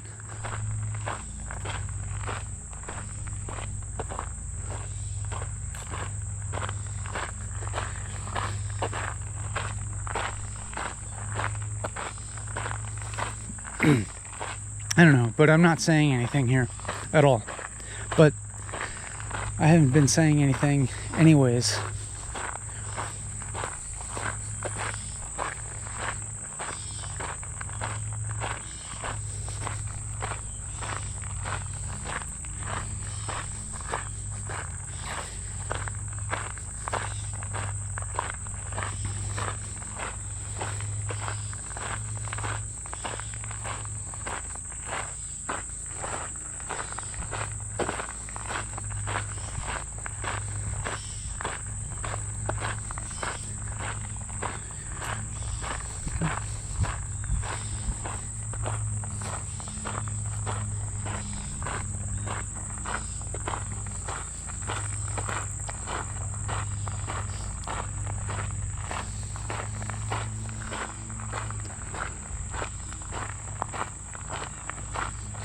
Once again, I feel as if the whole train of thought has left me without momentum to go on. And so I just begin talking again as if like I might as well just start talking from nothing, because everything that I've said so far, I think, seems like it has amounted to nothing. But maybe this is like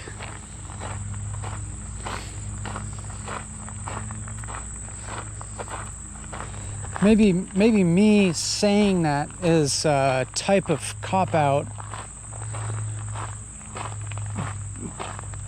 because I know that that's also simply an idea that I've had in the past about what this is.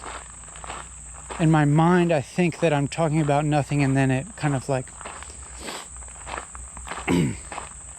there's an emergent talking that develops into very abstract thoughts being expressed. But that might be a lie. It might be that I've never actually been talking about nothing, that maybe that's actually a grandiose claim.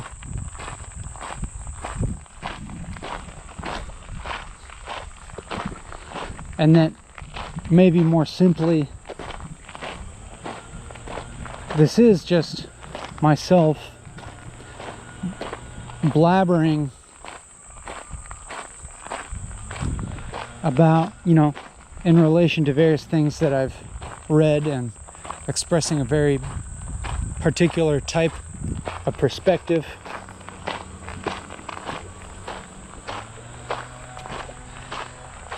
With all kinds of heavy biases. I think that's probably at least also true, if not more true. But then again, within that is the implication that I don't fully know, or perhaps can't fully know, the self that's doing the talking, and that I'll always necessarily have some blind spots, or be missing something, simply to be able to have a perspective, and that seems necessarily true. That is, having a perspective at all, I think definitionally means being partial, not being able to see or know everything. And that's, as you've probably heard me say before, I think like a definitionally like just true part about being, that you can't actually be without being partial and limited, because if you were to be everything that is like all of reality, there'd be nothing left to perceive or know, because you would be everything. That is to say, like, to know everything would be the same thing as to be everything.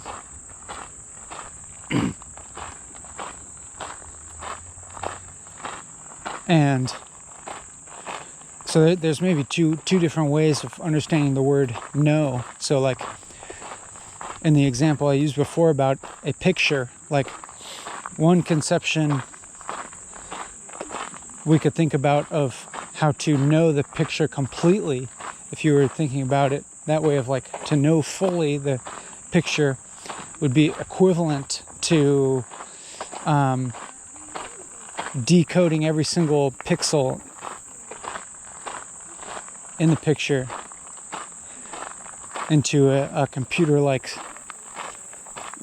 storage of the information. But then, as we see it, like if that is knowing fully, then you don't actually know the picture at all. Like knowing the picture is actually a reduction of the picture, is actually a partial reduction of the information of the picture into information that's sensible to us. And it's like, I almost want to use the terms like sensible and relevant to us interchangeably, because I was about to say relevant, like you're reducing the picture into information that's relevant to us, but you might get a misunderstanding in your head if I say that, because like you have to use the word relevant in a broad sense of the term, as in like if you see like a picture of a dolphin in space on a trapper keeper, you'd be like, that's not relevant to me. But and it's not in that sense, it's not like relevant to your life, but the perception of the dolphin and the is what's relevant about that. It's like the symbols that are evoked by the picture of the dolphin in space, namely dolphin in space and whatever other like geometric solids you would see on a trapper keeper in the early 90s.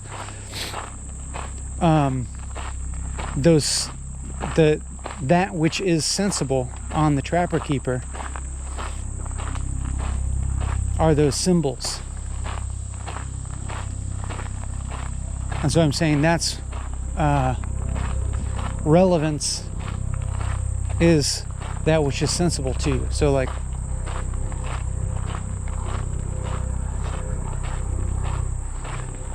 and that's what knowing is reduction to relevance, or a reduction to the sensible.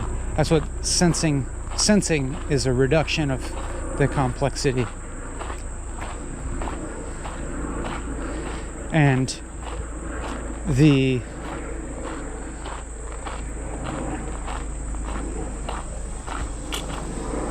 information that is garnered from sensation is different depending on the shape of the observer.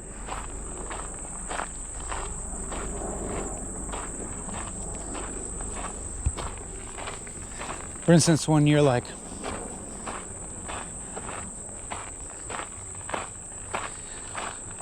let's say you're looking at a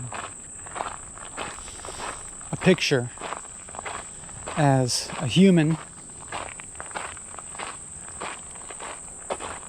you're perceiving certain information of it, but then if you're looking at the picture as a fly,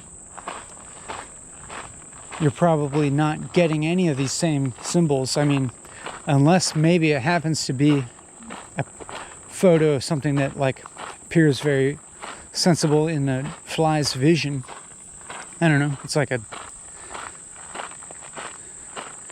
or let's say it's a bee and it's like a picture of a flower, and then maybe it temporarily fools the bee, or maybe it draws the bee's attention because it looks like a flower, at least temporarily or something. But it's probably just going to perceive something like, a piece of paper, like a surface.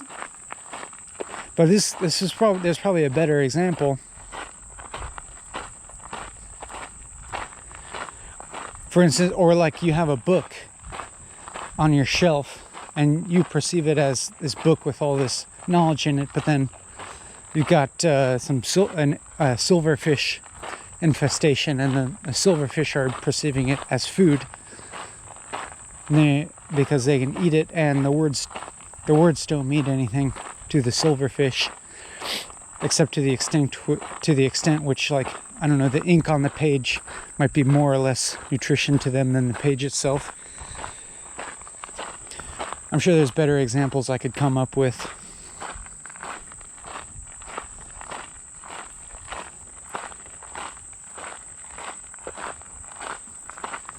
Or like if you're listening to music that's that has vocals that are sung in a different language than you understand. You don't understand the language.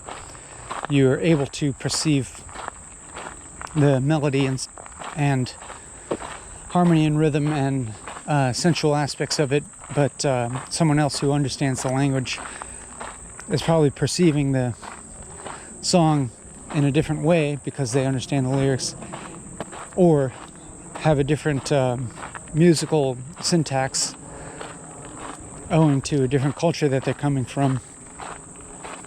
Anyhow, I feel like I'm not coming up with the ideal example to prove my point, but what was I trying to say?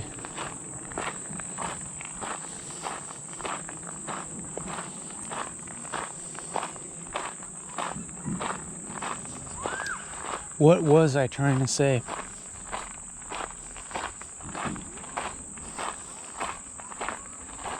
Oh yeah, I was talking about how to have a perspective is necessarily partial and limited. You can't see all of reality just like you can't be all of reality. But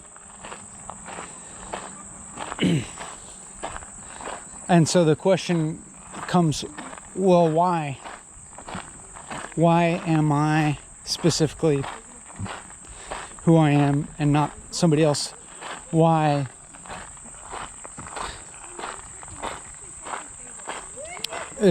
did my perspective happen in me in space, in here, in space and time, and not somebody else in some other chunk of space-time?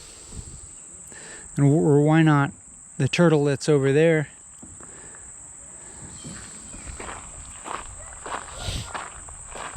And well, and also, like, why not? Why wouldn't I just be identified with everything and know everything, like in a permanently enlightened state? And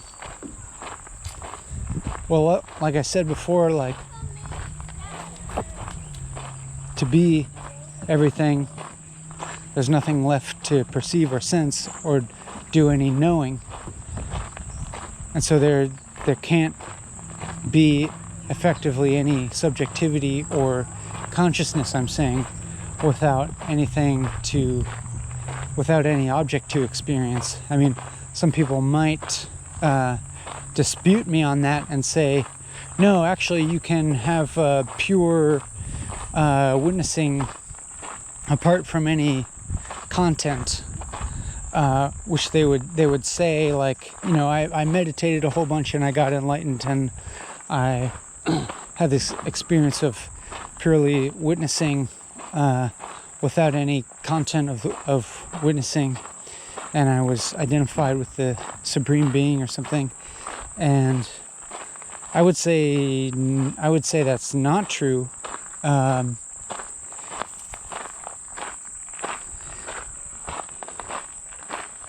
Because even to be able to have this possibility of reporting back that state, there would have to be something there that is witnessing something to be able to report back. And if you're saying that you're pure witnessing without any content, you're saying that you're witnessing nothing. And if you're witnessing absolutely nothing, there's absolutely nothing to report back. If it's absolutely nothing, then it doesn't constitute any extent of space or any extent in time, because there isn't space or time. Absolute nothing is neither space or time. Like, if there's either, then you would be witnessing a type of quantity, either of space or time, or probably necessarily both, actually, for there to be either. You can't, and a quantity is actually something that's a piece of information. It's a limited extent to which there you're saying there's either something outside, or maybe you're even saying there's nothing outside. But regardless, a duration of time or space is a something, even if you claim that it has nothing within inside of it or something. Or maybe you would even go further. I'm kind of speaking here to the hypothetical person who experienced enlightenment, or an experience of like perfect nothingness or something. And maybe you would say, I experienced a state without space or time. And I would say, like, without space or time, there's not even a state.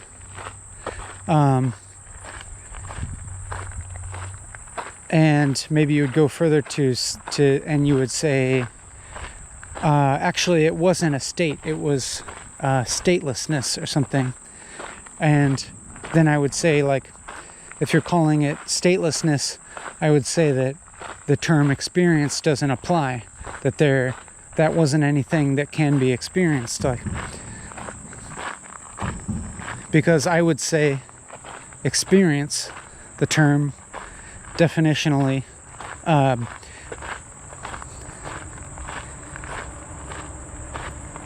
is there is an experiencer and an experienced. That for there to be experience as a process or as action or as anything at all is necessarily at least bifurcating reality into at least two.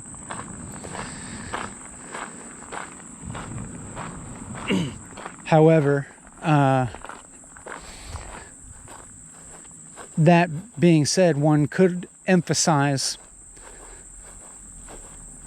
with the existence of experiencer and experienced, one could emphasize experience itself as being that which links the two, that which joins the two.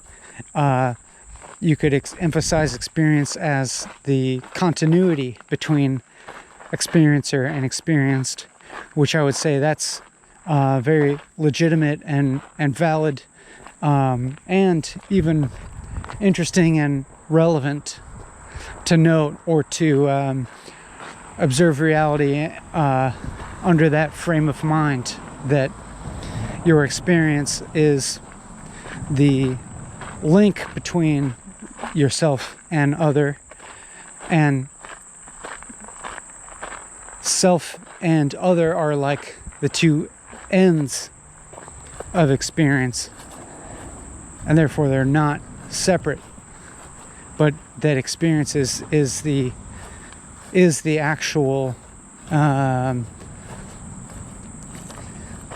contiguity or continuity thereof, or you could say experience is like the process of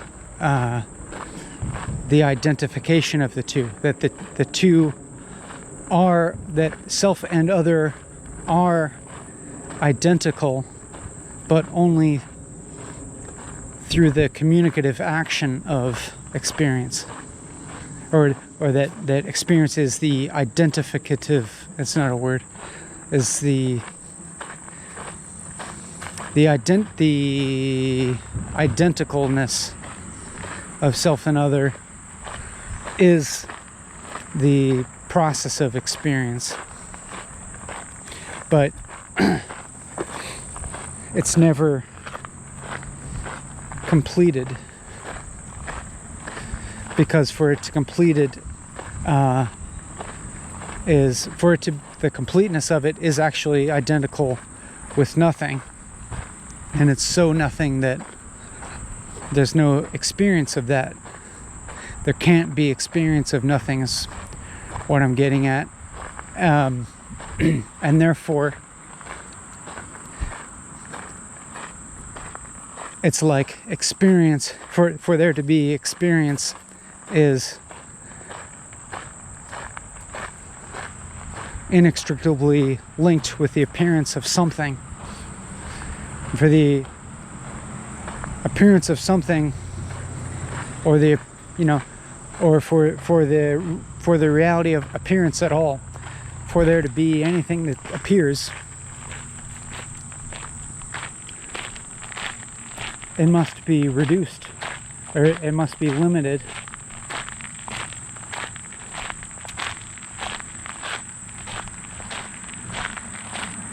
Kind of like analogous to the picture, like to actually see the picture. That's that same toad, I think.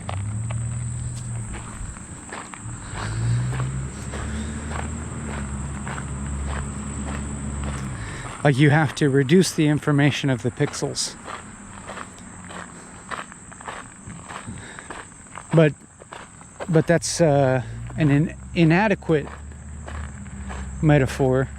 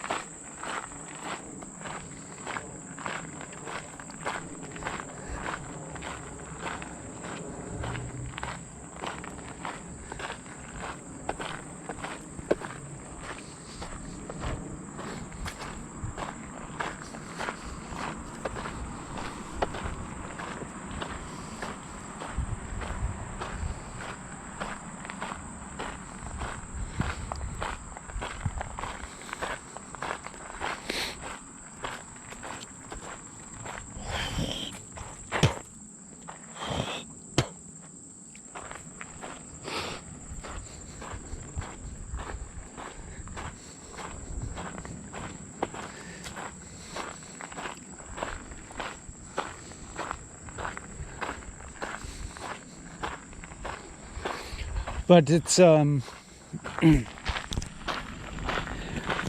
mean, in my mind,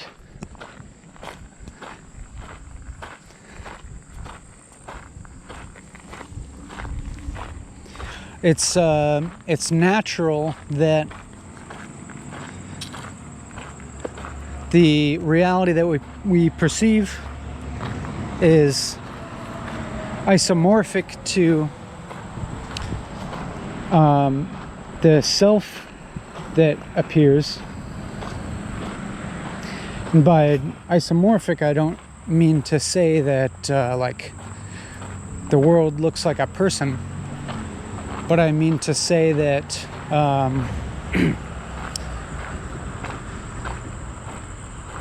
like the way that we perceive and conceive of the world, which before I talked about, like, in some respects seems immutable and kind of inevitable given the shape of our sensory apparatus, or just determined by them, but also to in other respects mutable as our cultural and scientific understandings of the world change and develop.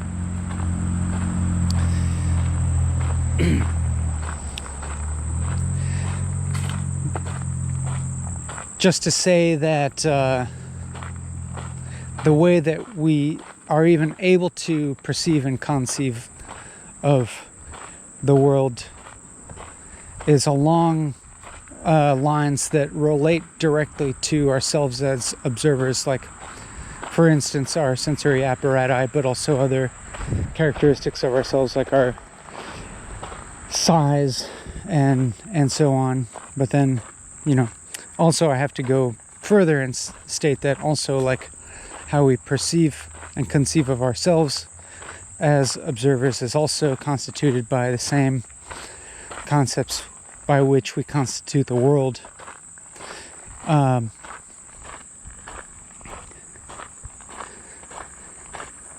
Like, for instance, let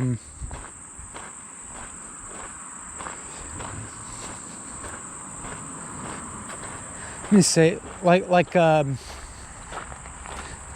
way that we like perceive of a rock or something, and that how let's say there's a rock, and then we see different sized rocks, and through experience we understand that roughly a larger rock is heavier than a smaller rock, and this relates to the size of our body and the strength of our body as a human. And then so then we like extrapolate these observations into an idea called mass, or no, first it would be weight. First we would extrapolate it to weight, and then come up with weight as sort of a natural law. But then some time in history goes by, and we start to understand that the planet that we live on is actually a round body that's floating in space, and it itself has a type of weight, or more accurately, that the weight of the rock is relational to the weight of the planet, that the rock is being pulled into the planet's gravitational well, and that if the same rock were sitting on the moon or floating in space, then the experience of it weighing something would be completely different. And so then we realize that the weight is an artifact of this other property called mass, and its relation to some force that we call gravity.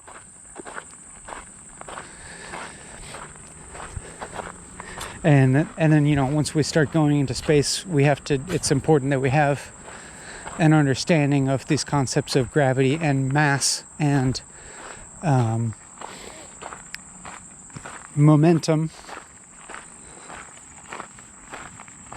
as conceived in Newtonian physics.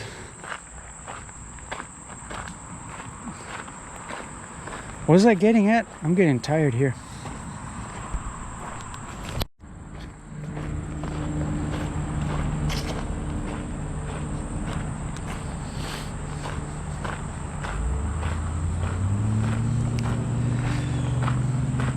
But for instance, like if we happen to be like a species that evolved in outer space without being attached to a planet, and we would never have like intuited this idea of weight to begin with. Probably maybe we would just have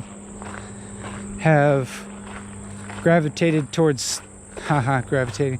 Maybe we would have just more quickly have evolved a concept of mass and preservation of energy and those sorts of ideas, or something like that.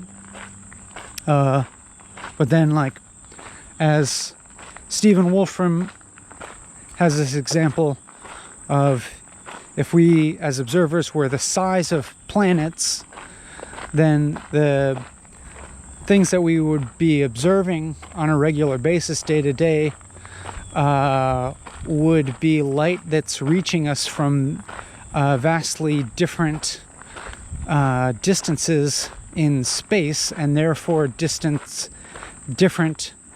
it would be reaching us from different points in time. And then we would because of that, we would have a much more intuitively integrated notion of space-time, rather than space and time being something different. And so we wouldn't have this notion of now as a time like we tend to do as humans.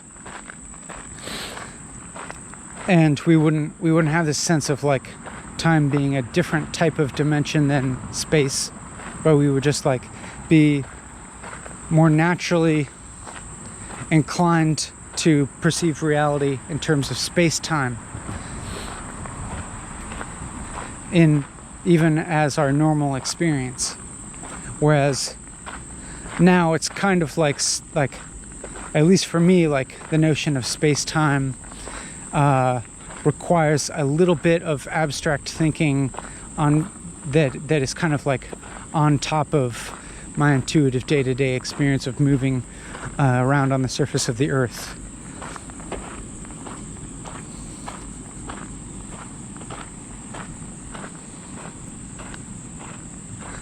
Or like also like I can imagine if we as observers are the size of atoms, then and then, you know, like if you can imagine yourself as being the size of an atom, and then of course like it wouldn't be possible to have the same types of sensory apparatus that we have, of course. But if you can imagine being the size of an atom, then like, for instance, the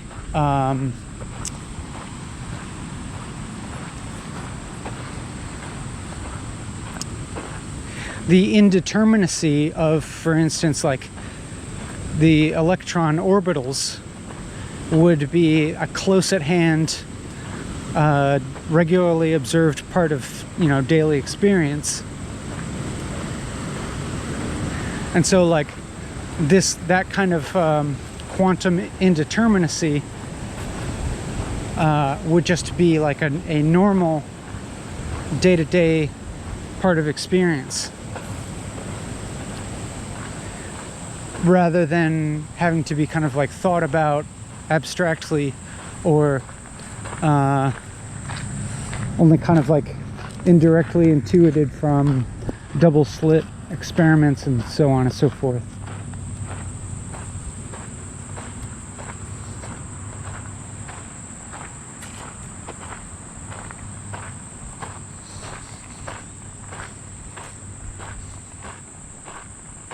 But then, and then so like one can reason that even both of these examples that seem like a far-fetched from us, but are examples in which models of the universe that we have only been able to come up with through greatly expanding our senses through a lot of technology, or also greatly expanding our understanding through very abstract type of thinking, math and logic and science and so forth, taken to very sophisticated levels. And then we are capable of imagining these examples in which these other models of reality would be more intuitive. I think we can also reason that there would be examples of types of observers that we're not even capable of imagining, that would perceive a reality that appears in ways that we can't even imagine, even abstractly or indirectly. That, so as to say that like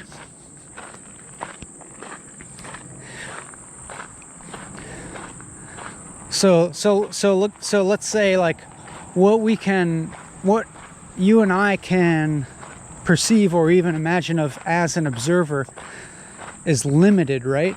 It's like I can recognize a dog's ability to perceive, and I can abstractly kind of imagine to some extent what a dog's subjectivity might be, and this is dependent on a lot of things like my observation of the dog's behavior, and so I'm kind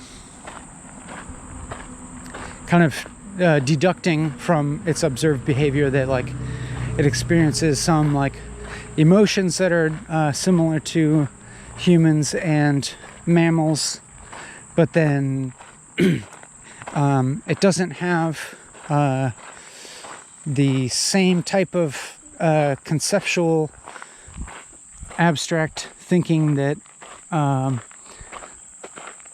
that I experience as a human. But then and then also like biologists will tell me that dogs have a vastly more sophisticated sense of smell than I have as a human. And so I can kind of indirectly imagine that in the dog's subjective experience, there's this vastly more rich and complex world of smell that me having not ever experienced, I can only kind of like, abstractly imagine. And then I can also know that I can't fully know the dog's subjective experience without actually being the dog, you know? Just like you can actually, you can have a model of your friend and what their experience in the world is like, but you can't 100% know your friend, even the person that you're most intimate with, because you can't ever actually be them. The only person that can be them is them. Unless something is identical with them, and then they're just them. And then it goes further, like, so I can extend my conception of another observer's subjectivity and the shape of their perceived world, like farther, and let's say maybe I'm imagining like a paramecium in a pond or something, and I know that it doesn't have eyes per se, but that it just has like cilia. Is that what you call it? Or flagella, whatever the little things are that move it around in the water, and that I imagine that the paramecium like detects certain chemicals in the water that it would either want to go towards because they're food for it, or away from because they're a threat to it. And so I could imagine that as like constituting like a rudimentary type of smell, but then I also understand that like all of that is taking place in the form of like chemical reactions within the organism of the paramecium, you know. And then similarly, I know that my olfactory sense consists of like millions of little chemical interactions that happen in my olfactory sensory apparatus. And so like or maybe like I forget whether parameciums photosynthesize or not, but let's say like the microorganism is an algae or something, or something that does photosynthesize, and guess that it probably has a way of sensing the light energy and moving towards the light energy in order to photosynthesize and those sorts of things. And then, but then I can imagine those, and then I can also know how drastically far away I am from actually experiencing something like that. And I can intuit that like the dog and the paramecium like are also experiencing in ways that I can't really conceive of.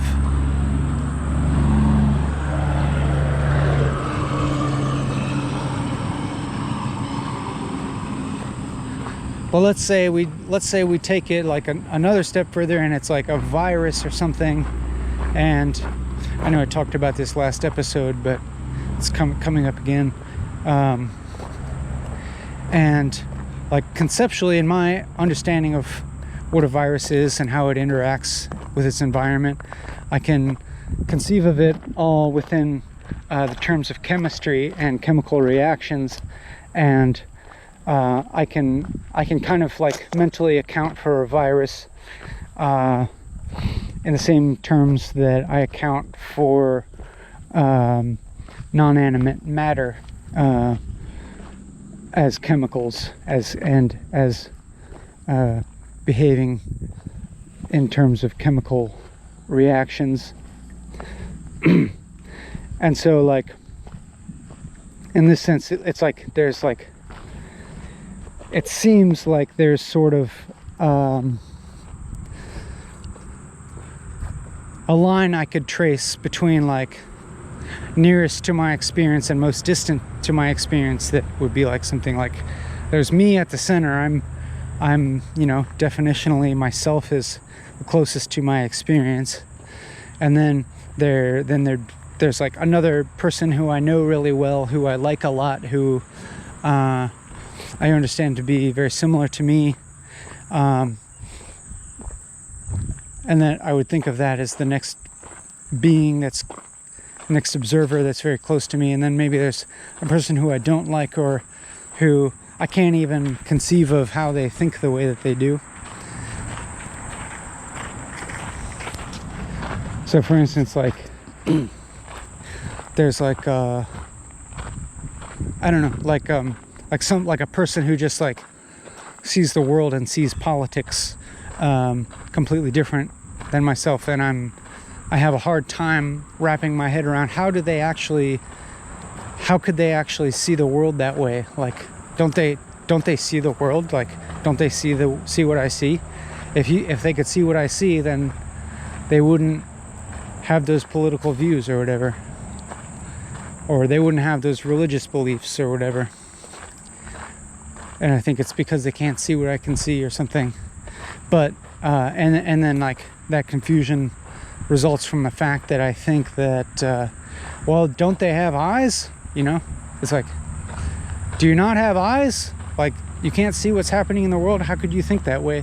And I'm surprised, because I assume that they have the same sensory organs that I have, and so must on some basic level sense the same things that I sense. But then apparently through culture or society, or these malleable factors, or these apparently malleable factors, they're seeing the world in a different way than I see, despite having the same sensory organs and being the same, you know, species of animal. And then, like, you know, then maybe it's like a chimpanzee, and then a dog, and then something like, what, I don't know, a bird, an ostrich, and then a reptile, and then an insect, and then paramecium, and then a virus. You know, just throwing out examples of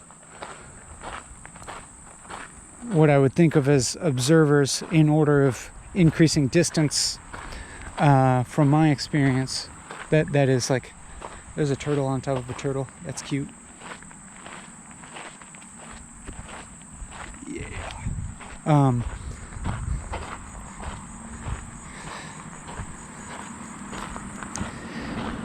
And then, but then not like that would force me to question, like, is there something beyond the virus? And then when I'm thinking about the virus, it seems like this border case of like, generally we think of it as alive, but I can also kind of think of it as just like a complex enzyme. And then, like, couldn't I just take another step into an enzyme and be like, that's just a molecule that's chemically reacting, and then take another step to just a molecule, and then just an atom, and then we're, you know, firmly in the realm of what I would formerly conceive of as the inanimate.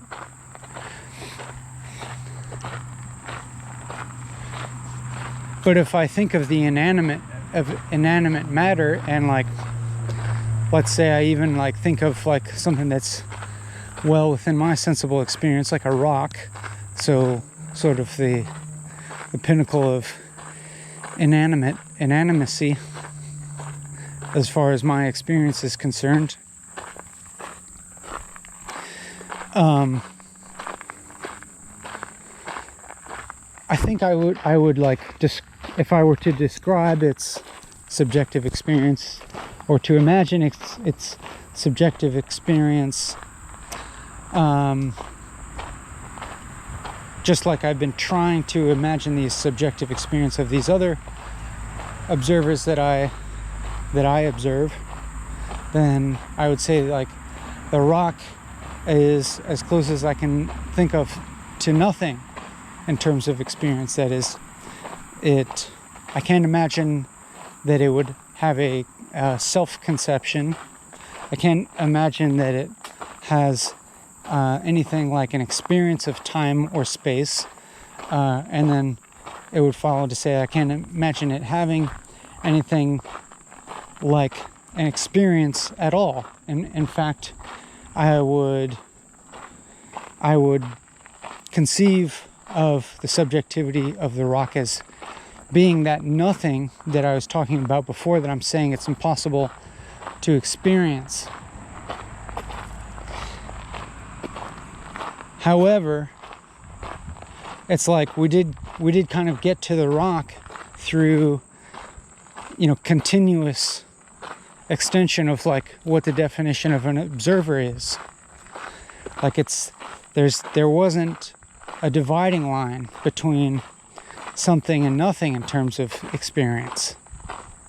And that's why, and then I have several things to say about this. Like, for one point that I was trying to get at earlier is that like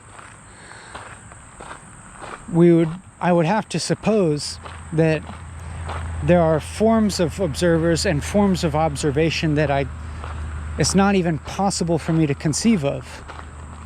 And then it would follow that there are like ways that the world appears in those experiences that are not possible for me to conceive of. That is, there are forms of reality that I cannot conceive of, but like logically are as real as the reality that I observe.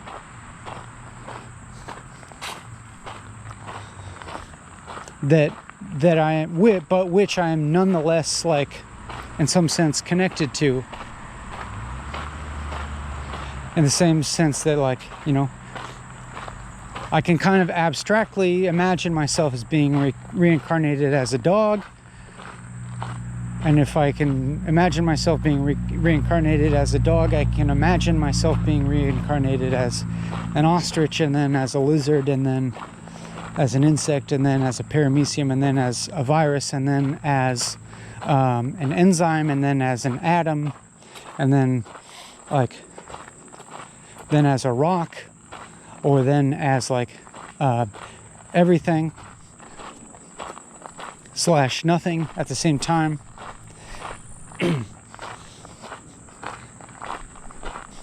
As if the lines of distinction that arise from different ways of observing are just,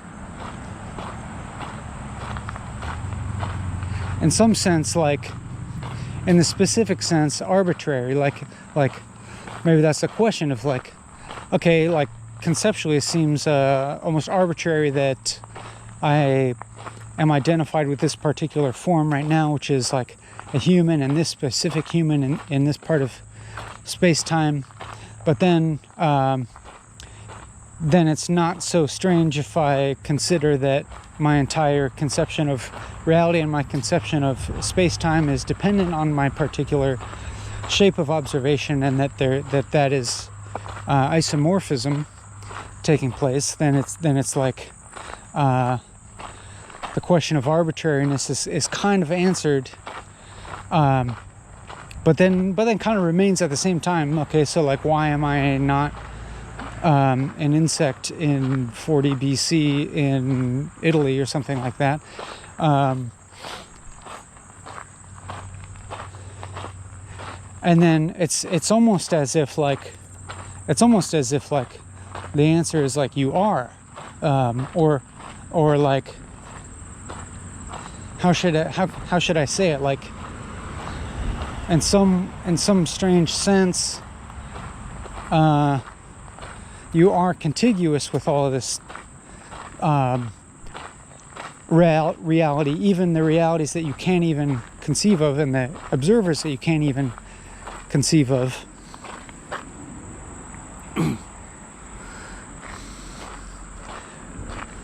but separated and defined by your perspective, of course, and by the limitations that your perspective and your ways of perceiving put on you. But this isn't to say that it's like negative. This is a negative valuation. It's like I'm saying that it's necessarily, perspectives are necessarily limited to exist at all because everything is nothing. So in some sense, like simultaneously, we all are everything. All of us, including the realities we can't even conceive of, I think, this might be debatable, constitute the totality or the whole or whatever, but the whole also constitutes nothing because the whole cannot experience nor be experienced, because the sum of everything is nothing. Or as John Wheeler said, like, the boundary of a boundary is zero. It's like we experience all these boundaries, or maybe we don't experience the boundaries, but we experience something within the boundaries. But the sum of all the parts adds up to zero, is what I'm saying. And I'd say you could apply that to the isomorphic aspects between self and other. That is, if you added all the aspects of self to all the aspects of other, you would add up to zero or nothing. And that's kind of the same thing as experience. Experience is the active summation of self and other. And the reason it never seems complete is because its completed form is unexperienceable, or non-experience is the extinguishing of itself, not in space-time really, but kind of outside of space-time, I guess I would say, or transcendent of space-time. That is, like, the nothing does not have space nor time as a property of it, but it quote unquote exists, but only in opposition to how should I say it? Like, it's like it necessitates this appearance of something appearing. I mean, I guess you could say, like, to imply it. Those are big ass turtles, and they're just like lounging in the sun, and they're kicking their feet up. These guys are huge.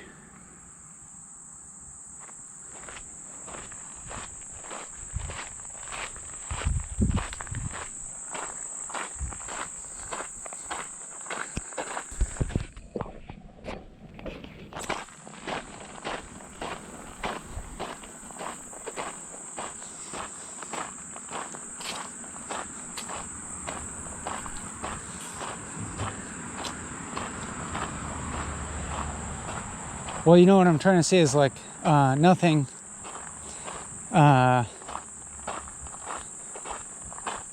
the term exist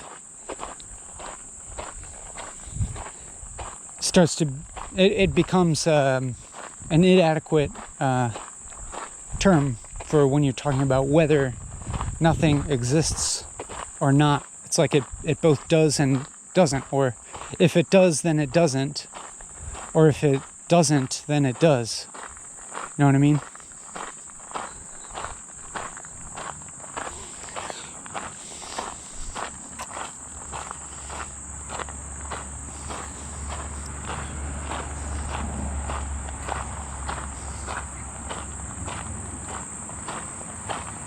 So if nothing does exist, then nothing exists. But if nothing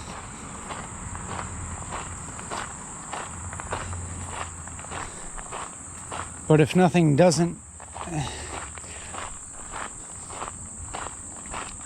if nothing exists, then nothing doesn't exist, and then something must exist. And if something must exist, then you need this appearance of specificity and particularity and limitation. It's like why am I, like, there's me with my particular characteristics, like why was I born like this and not born like something else, like someone else?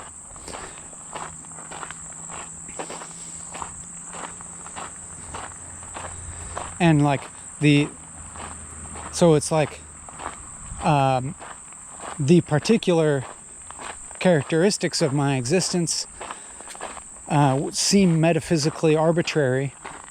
However, the fact of specific characteristics is perfectly explained and predicted metaphysically.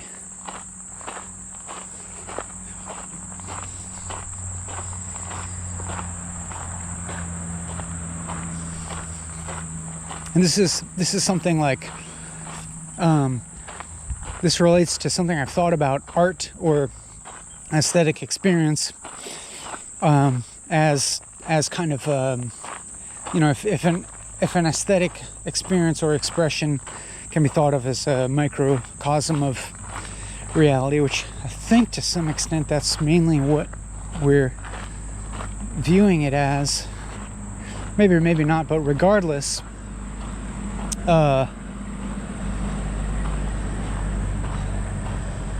let's just say that art always contains some amount of contingency.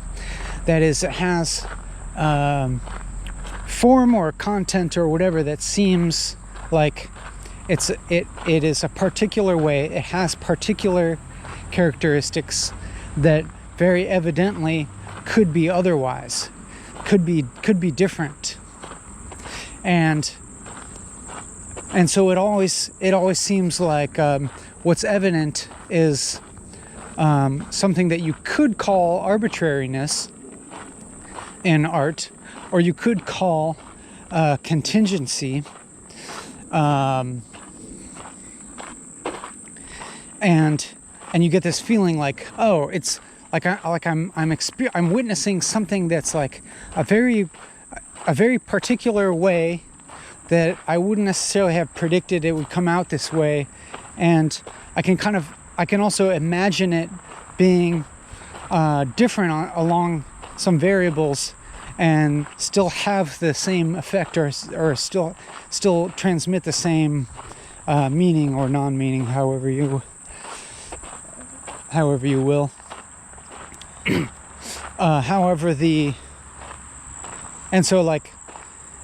Particular characteristics seem arbitrary, but the fact of it having arbitrariness is not arbitrary.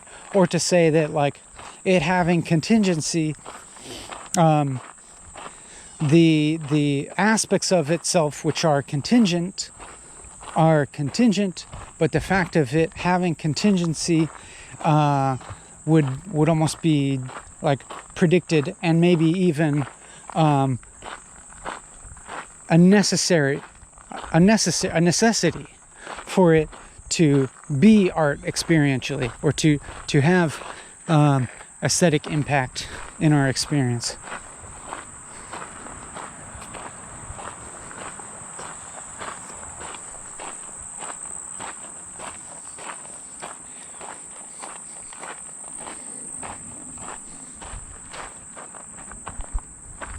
There went a big hawk flying right past me.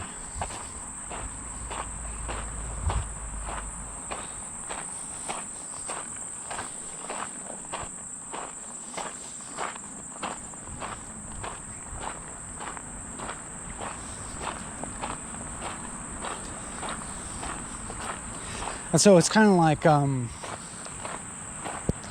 like I realize I'm this particular being in the world, and I have these particular characteristics, and I'm like, isn't it weird that I turn out like this as opposed to, let's say, some other guy that has completely opposing political and religious views from me? But I can just admit, I can totally imagine, okay, if I was born with that guy's parents and in that place where that guy grew up, I would be just like that guy, and I would think and believe those things, as opposed to the way I am. And then I would imagine this guy would look at me and not be able to relate to me at all.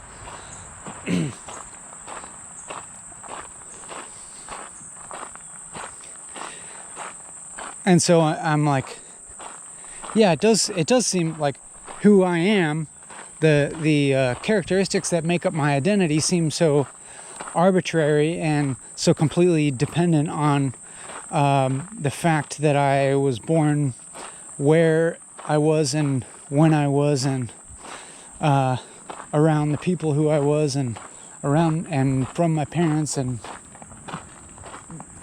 et cetera, et cetera. But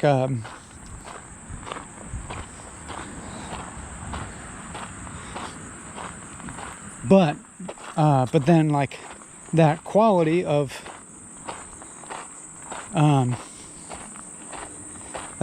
having particular characteristics, and then I realize that that's common to all people,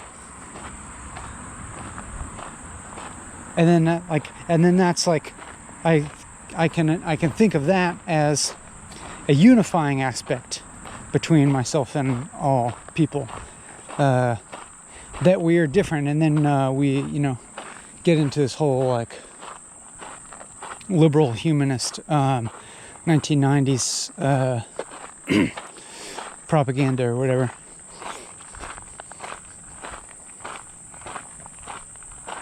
Or ideology or whatever. All of us are different. So I'm saying that's obviously metaphysically true. It's philosophically true that all of us are different, because if you're the same, then you're identical, and then you're not an other.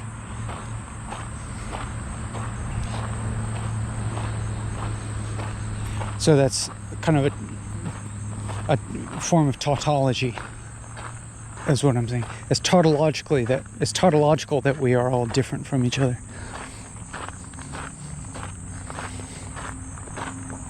So I can say that without engaging in any politics.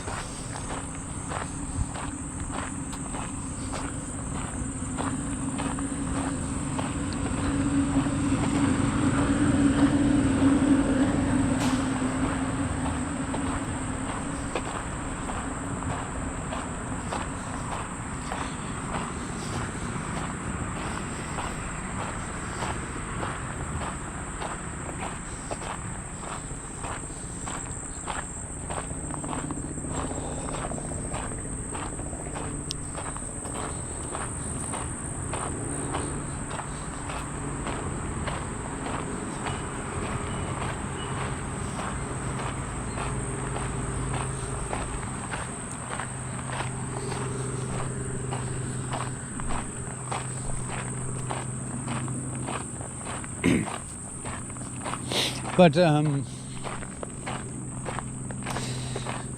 the main point was something like all this particularity that is a aspect of identity, of identification, that is you could also, and when I say identification, like I'm gonna leave out calling that like separateness or something, because like I think maybe some people, maybe if you're like into like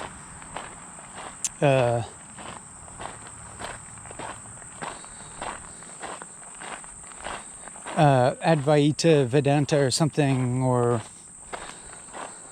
some types of Buddhists or something, Buddhism, you're going to make a big deal about separateness being a bad thing.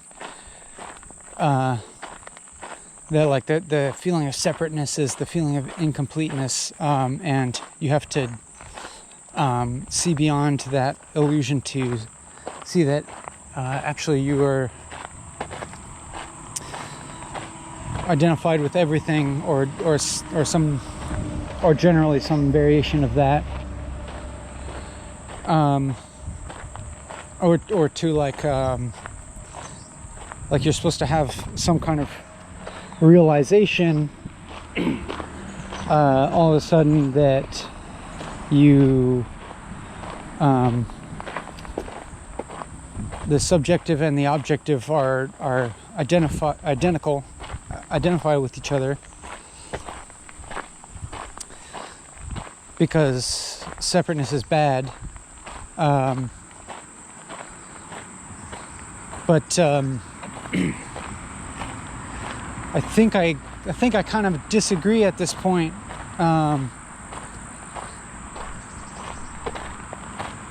In that, I think maybe it should be kind of like clear from what I've said already that I don't actually believe in the experience of perfect unity, like that perfect unity would definitionally preclude anything like experience,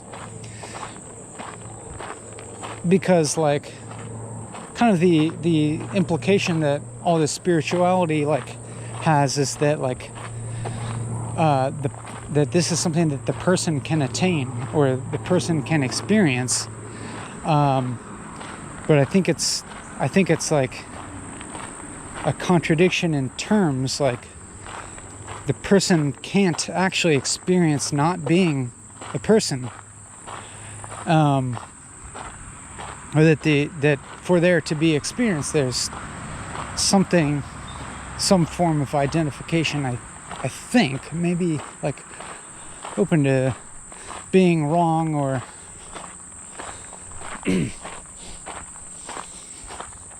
I mean, for sure throughout this process is kind of a process of the identity being permeable and malleable and highly contingent and conditional, and what's the word, like transitory.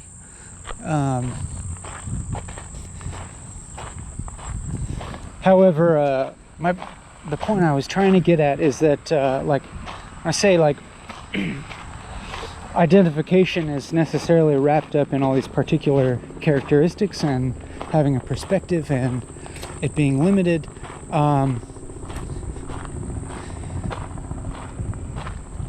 I don't think that we have to like see that as a bad thing.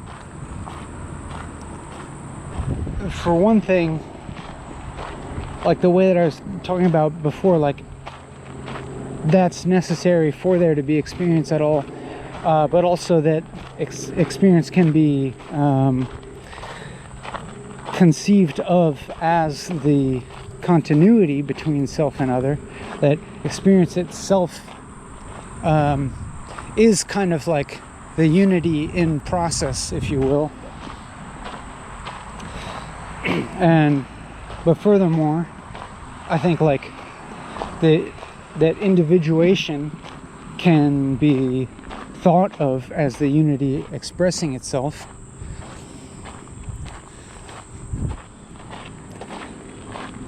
That like this separateness is necessary. The separateness is necessary for there to be unity.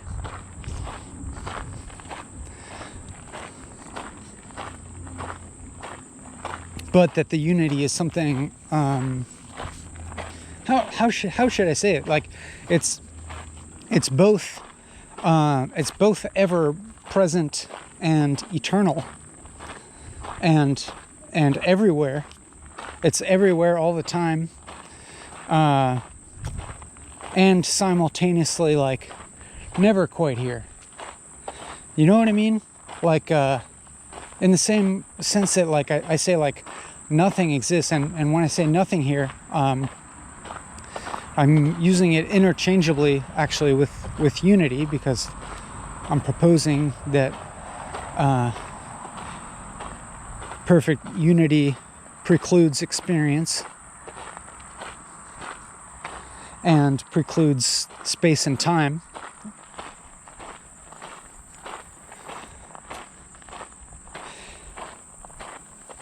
That experience, I don't know.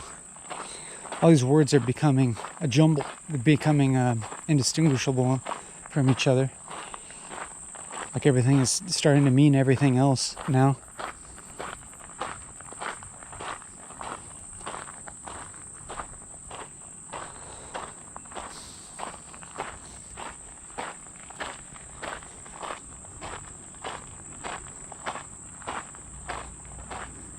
That separateness and unity are in a sense the same thing.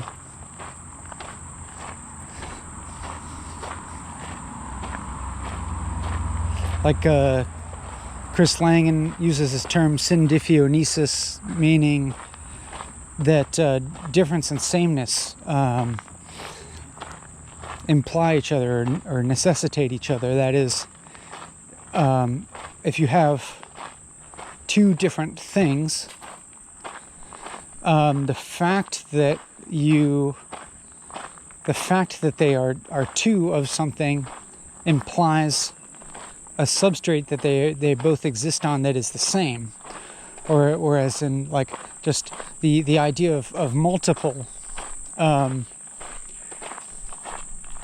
in some sense implies that there are multiples of the same.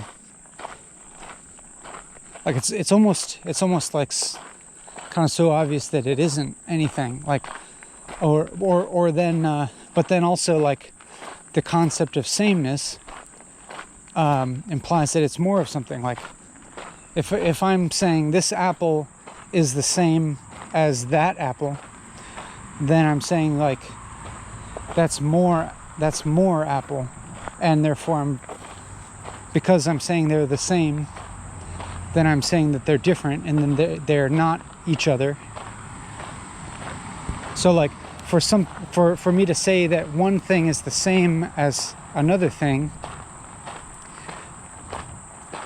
when I use the word another, I'm implying that there's more. So, in some sense, they're not the same.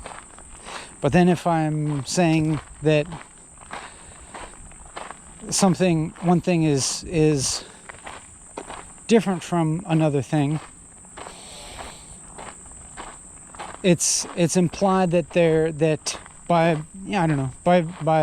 virtue of me being able to conceive or perceive both of them as things means that there is some underlying aspect called thingness, of which they're both members of, or both instances of, both manifestations of.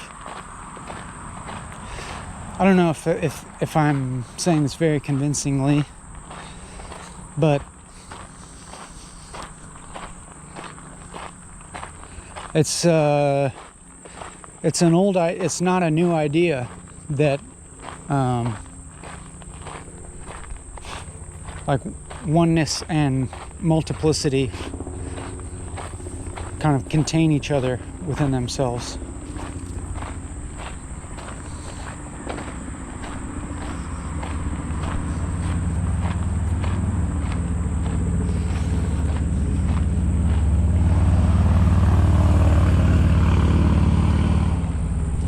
And then again, I feel like I'm not saying anything at all, which is fine.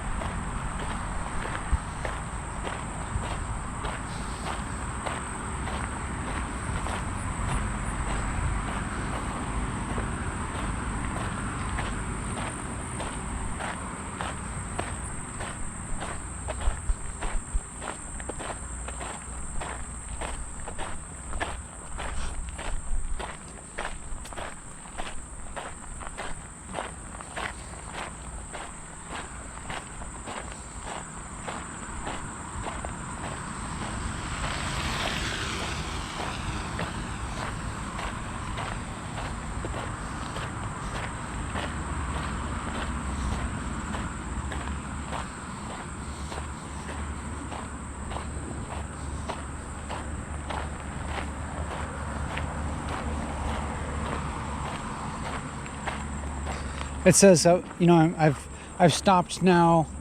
Again, maybe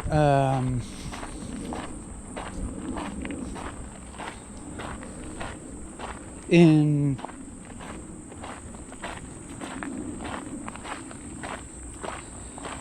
with this feeling of like I can't even say what I'm trying to say, or like that it can't quite be said. But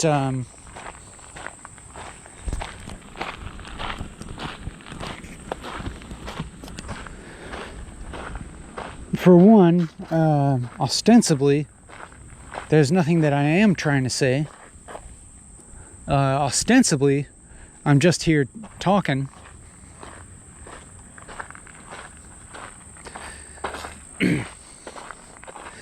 But then also, ostensibly, following from everything that I have been saying, one would expect that we can't ever say anything totally accurately, or say anything that's totally true, or that the concept of true depends on a certain type of context, or like would the concept of truth would depend upon a system of logic or language in which things can be true or false. But it would seem that system can't. Is it possible for that system to constitute all of reality? Well, obviously it's like, obviously what I'm talking about when I talk about a system is like then require a system of boundaries and rules and distinctions.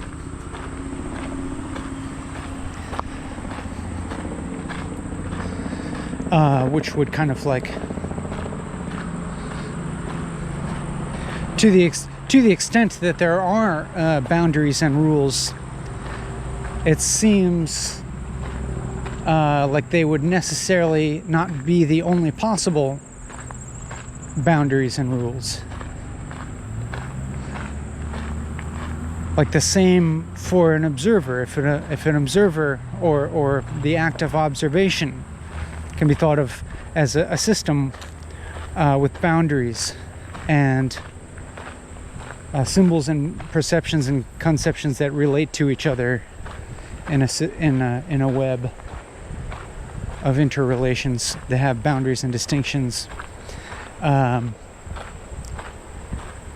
None of these systems is like as an ultimate system or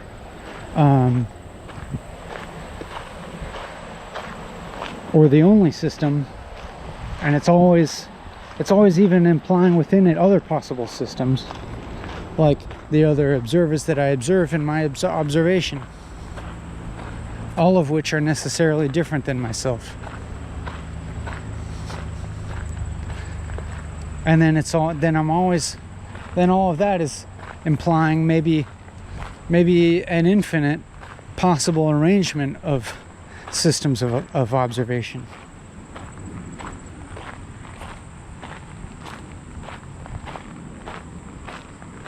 It's like as if like knowledge is is always implying an infinite expanse of unknowable, of chaos, you could say.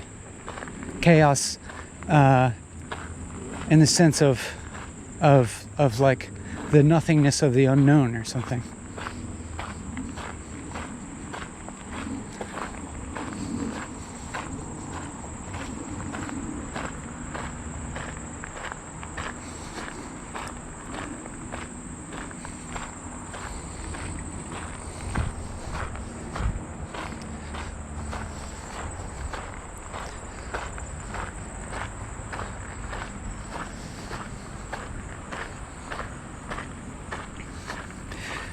Like I sometimes even think similarly about political systems or distributions of power and so on. Like ostensibly our political system is to ward off the chaos or to kind of like create a sensible mode of relating to one another and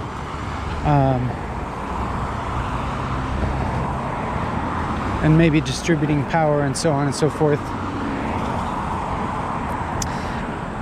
and is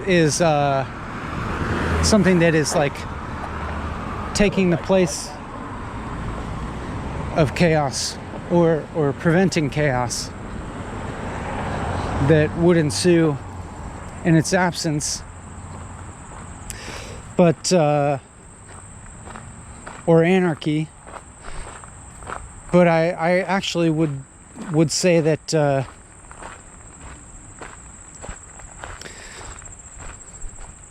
that it is a type of anarchy.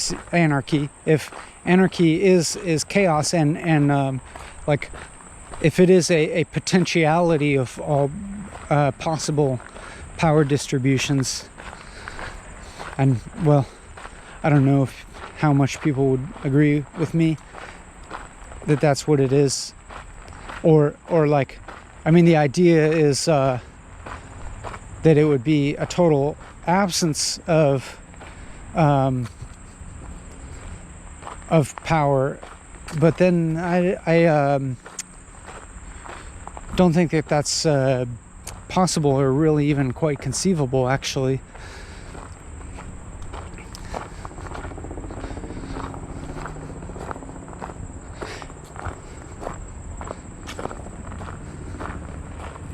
But it's like, to me, the idea of anarchy would like include all possible configurations of power, and the present configuration would be included in that.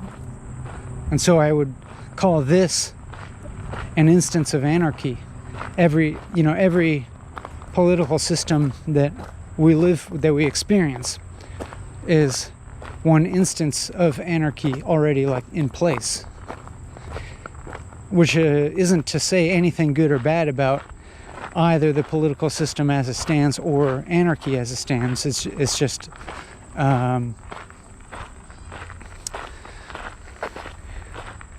that's my conception of the two things as they relate to each other.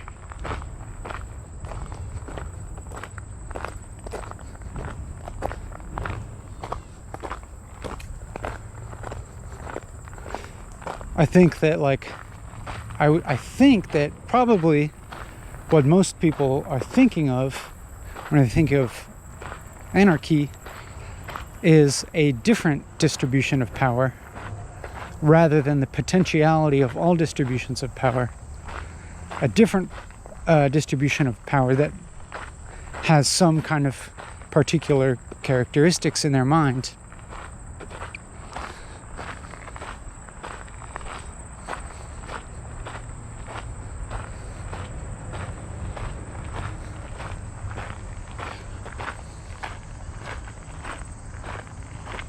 Namely, namely one that's totally non-hierarchical, or at least vastly less hierarchical.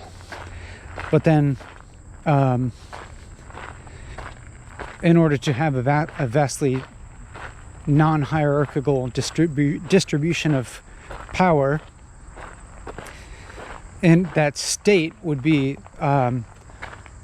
highly unstable in the sense that at any moment, any single person, if they decided they wanted more power, they could take that power because there's not other power preventing them from doing that.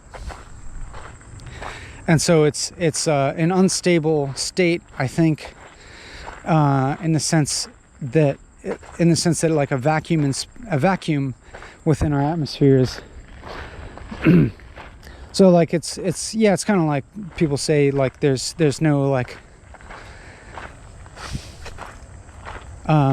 vacuum of power for any amount of time, because some entity will always come in with the power. I think that's generally true. It's in time you have a state that is either over. Just observationally true in society. If you have a state that's either overthrown or it fails on its own, or falls apart due to corruption or whatever it is, usually you have another powerful actor swoop in. It's whether it's a military coup or non-military coup, or market forces and corporations becoming the powerful entities, or a communist state, or whatever it is, even if it were an anarchist collective or something coming into power. So the question always is to have perfectly equitable, non-hierarchical distribution of power. Then how do you enforce that distribution remains in place? That would require some means of enforcement, i.e. power itself, so it becomes kind of paradoxical. And now I don't mean to say this, that I'm not meaning at all to disparage the wish for a less hierarchical distribution of power. In fact, I very much would prefer that, and I want that pretty much. But also I recognize that I can want it, and I can even work towards something like that to some extent. But it's also maybe a little bit akin to wanting enlightenment, or wanting to experience perfect unity or nothing, because they're things that definitionally are kind of unstable, like I said, or unexperienceable, or unsensible. I probably shouldn't say unsensible. I should just say the idea that some perfect spiritual unity with the universe is unexperienceable by definition, as I've talked about a bunch already. It's like that's why I'm saying like a perfect society of like a total absence of power over one person over another it's almost like it's an implied possibility or implied potentiality that's implied by the state that things are now. You know, it's like surely things could be more hierarchical and more, less hierarchical. Power distributions could, in theory, in principle, be less and less hierarchical until they got to no hierarchy. In theory, but then it's like that's an inherently super fragile state. You know what I mean? Just that it's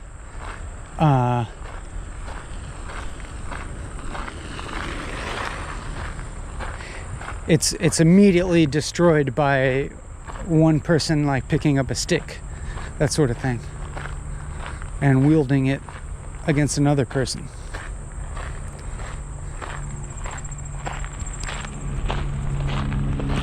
Or it's like immediately destroyed even by like one person lying to another person to gain something, or one person like taking more than they need.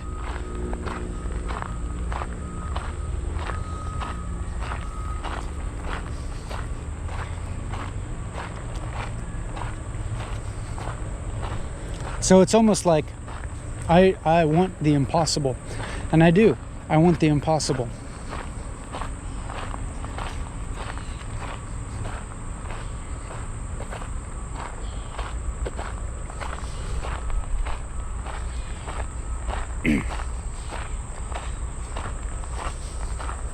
It's interesting to like think of oneself as wanting something that's like that is just like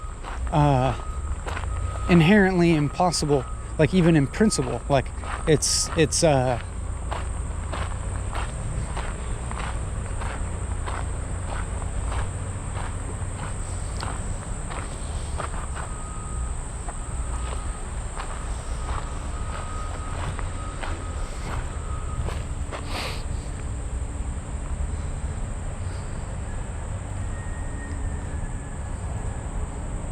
because then it's sort of like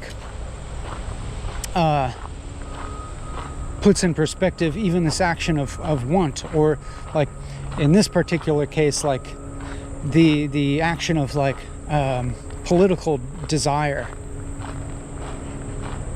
It puts into question like, okay, what is political desire? Like the want for what, and so I could say that it's a desire for the world to be arranged in a different way than it is. The desire for the world to be different than it is.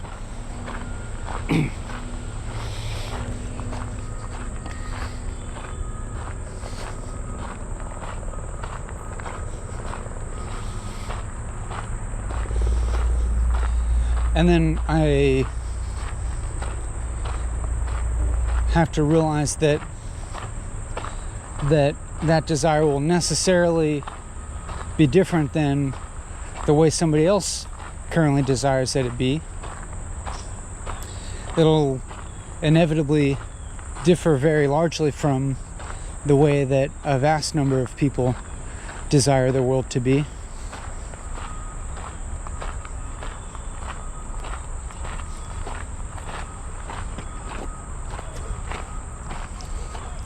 So it's necessarily conflictual, and then my question is like, is the world I desire necessarily conflictual like that?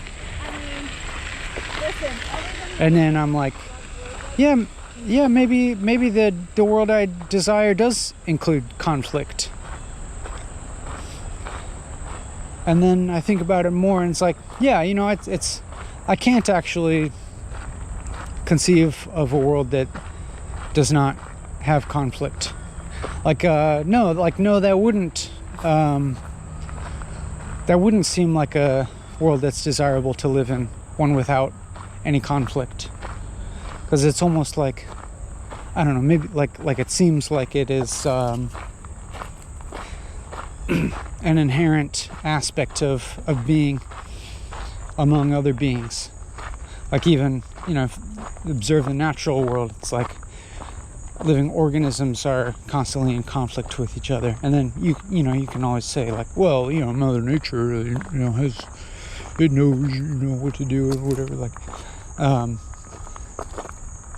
that's a different topic. But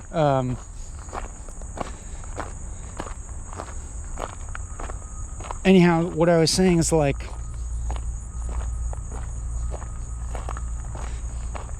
if I'm saying like, okay, yeah, like conflict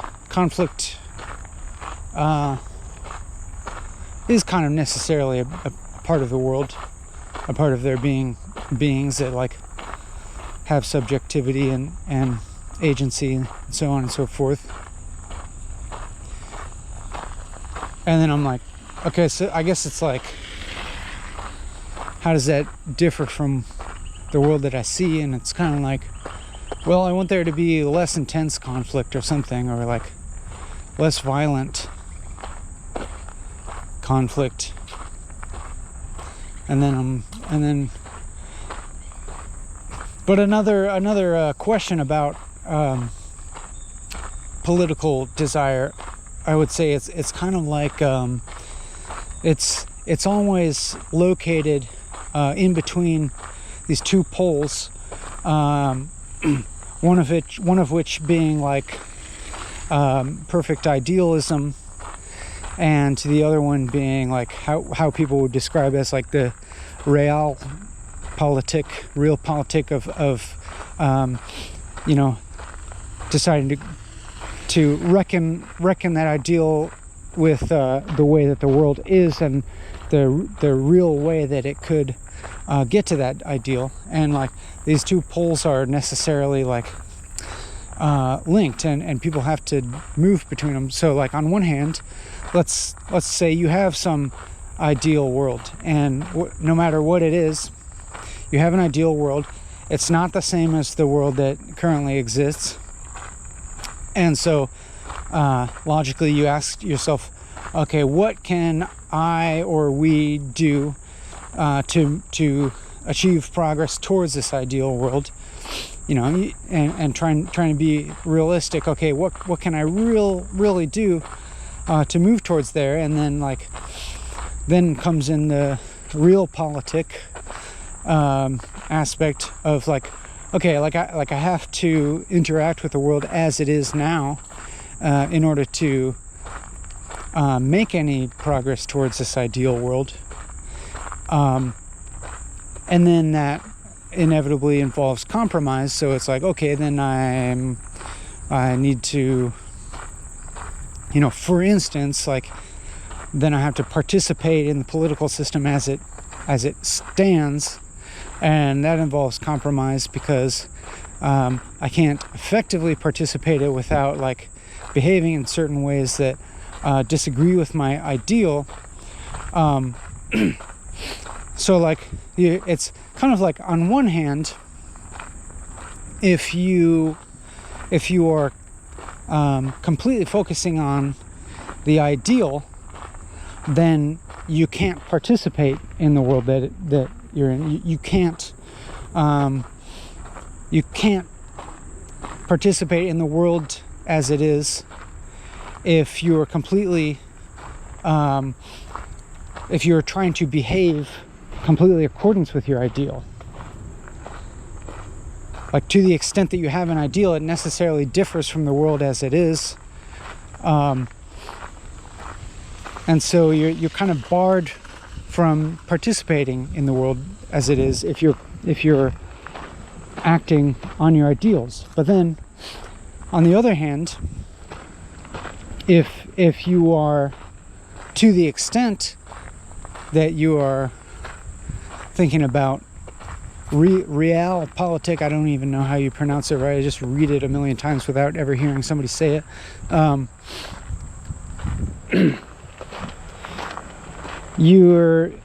So you make some compromises to your ideal in order to participate in the world as it is. If you go all the way in that direction, then you're simply completely accepting the world as it is and giving up on the ideal. Because in order to participate in the world, in order to make progress to your ideal, you're compromising your ideal. And if you go all the way in that direction, you're simply completely if you're maximally participating in the world as it is, then you're just enacting the world as it is, and you're not making any progress towards your ideal, or even theoretically. You're just becoming an expression of the world as it is. And so it's like politics always straddles these two ends, is always like somewhere in between. Like you're always like kind of going with the world, you're kind of going with the flow and kind of going against it.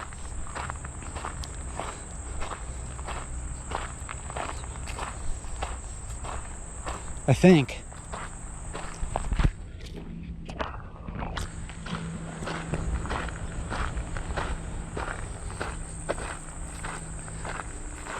Like that's why in my mind, like sometimes it even feels odd to have a political desire, even though I like nonetheless have it all the time, or like most of the time.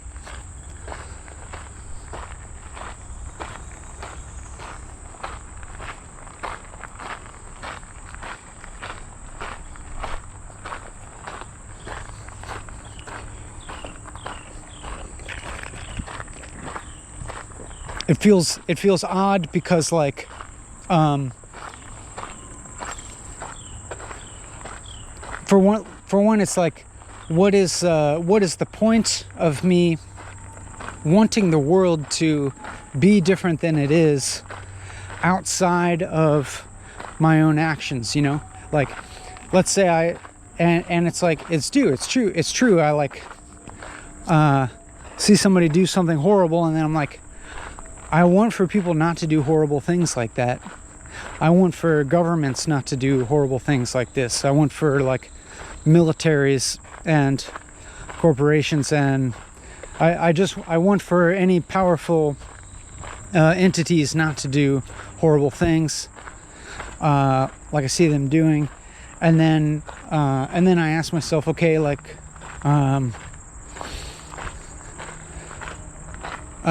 I can want that all I want. I can want that all day long, but how does that enter into my own agency? Like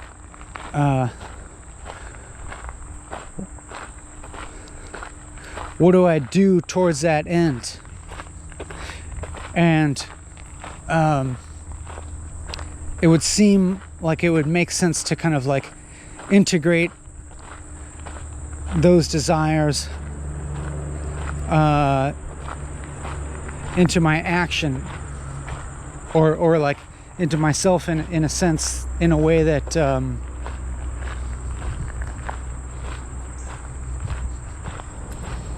is like in some small way being actualized in my action.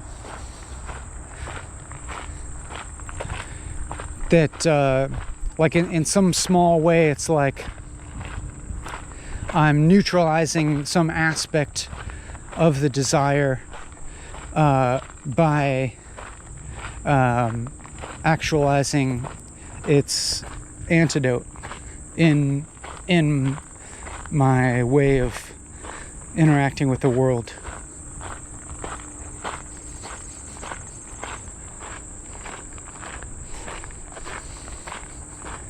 But nonetheless, it's like, at least for me, the dissonance has persisted. But maybe it always does, you know?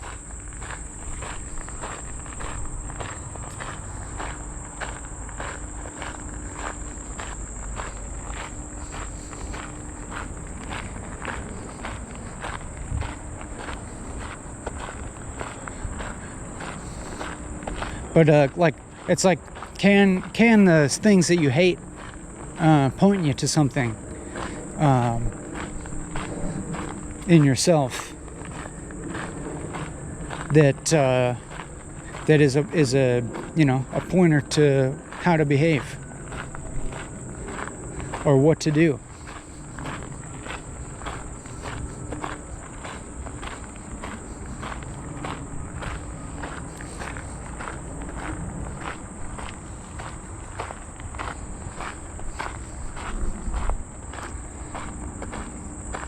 But I'm not too concerned about hating things. I'm not too worried about hating something that is happening.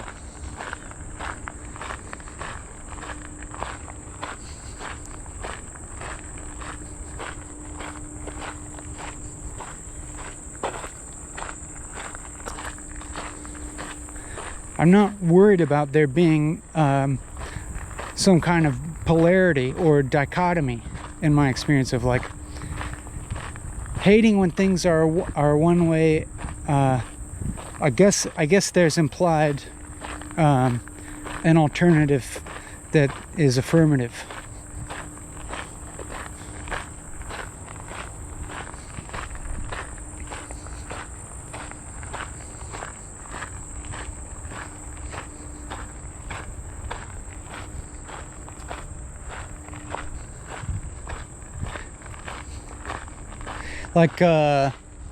Like maybe some people would say, like, if you're perceiving evil, then you're off base because that's always a projection. But I'm not too worried about that, because I think that, I mean, like, just like if I think of the perception of evil as being a type of disequilibrium that's in process. But disequilibrium, I would say, is the process of equilibrium. Disequilibrium is equilibrium in process.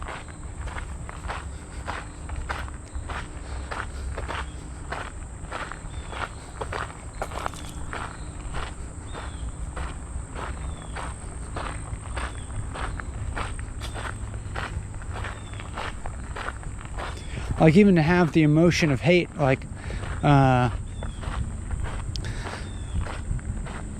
don't, it's not a pleasant emotion, but it's a type of disequilibrium that has some implied opposite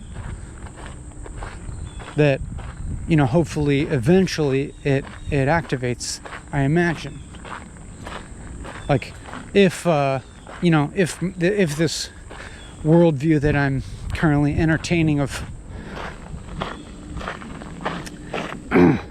everything summing up to zero holds, then that would seem to make intuitive sense.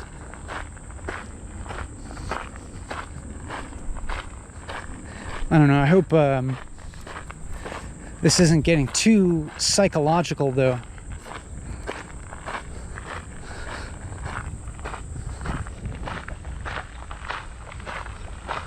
Because that's not really my area of expertise.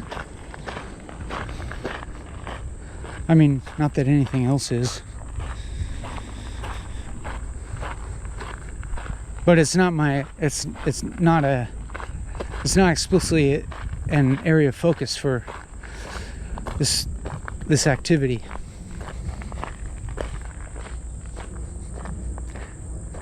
It's more like a kind of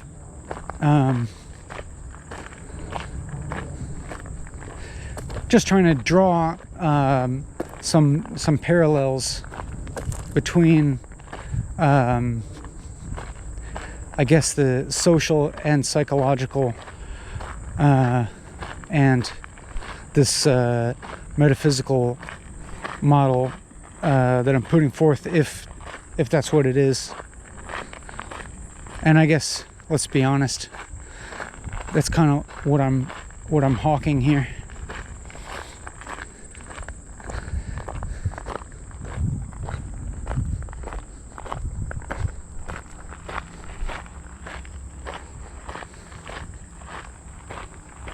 I'm putting forth a particular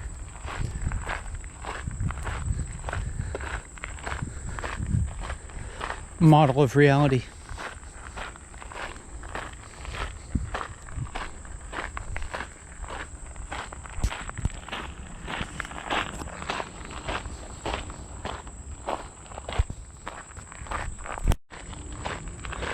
Boy, it's nice to walk and talk. I think I'd pretty much recommend this for anybody who wanted to do it. Obviously, it's like completely unnecessary, but it is.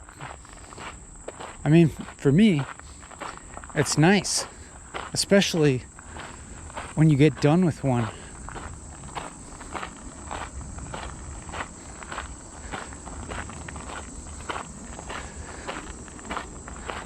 My mind feels clear afterwards. I don't know. Or just like, I don't know, maybe something like your body feels after a good workout. Tired, but refreshingly tired, you know?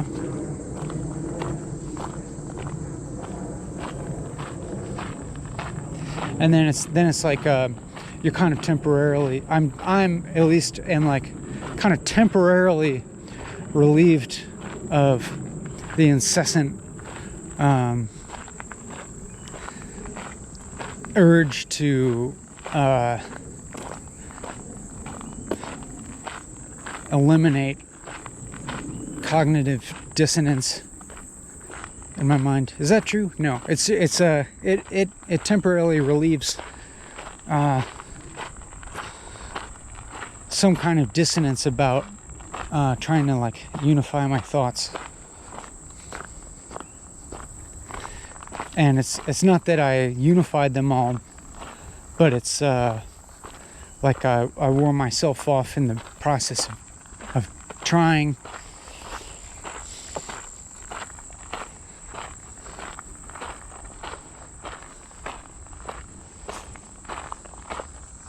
And then I feel entitled to some time of not really thinking for a while, or not thinking hard for a little while.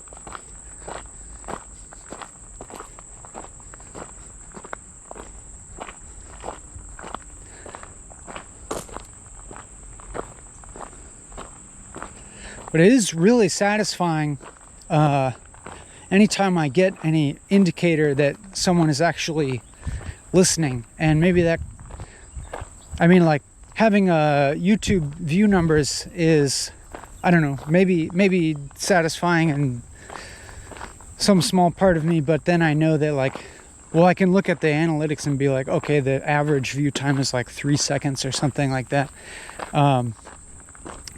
But then also I'll see that people have downloaded the audio podcast version. I'll put the link in the description. And that the fact that somebody has followed the link from the YouTube channel to the audio version gives me some indication that they're not just like randomly clicking on shit in their feed and then but that they actually have an intent to actually listen to something for at least some duration of time is gratifying and helps motivate me to keep doing this. And also, like I was saying before, occasionally someone will subscribe to the Patreon and like make a small monthly donation, which is also hugely motivating for me to do these more often, in light of the phenomenon that I described before of the relevancy of doing this, or the utility of it, remains hard for me to see outside of the actual activity of doing it, when there's always infinite number of things you could be doing that seem a million times more practical or a million times more feasible in the world such as it is. Anyhow, even if you want to like go for 1 month donating on the Patreon, it actually means a lot to me. Anyhow, that's the shameless self-promotion portion of the video. Now I assume that I still have time to fill talking about nothing.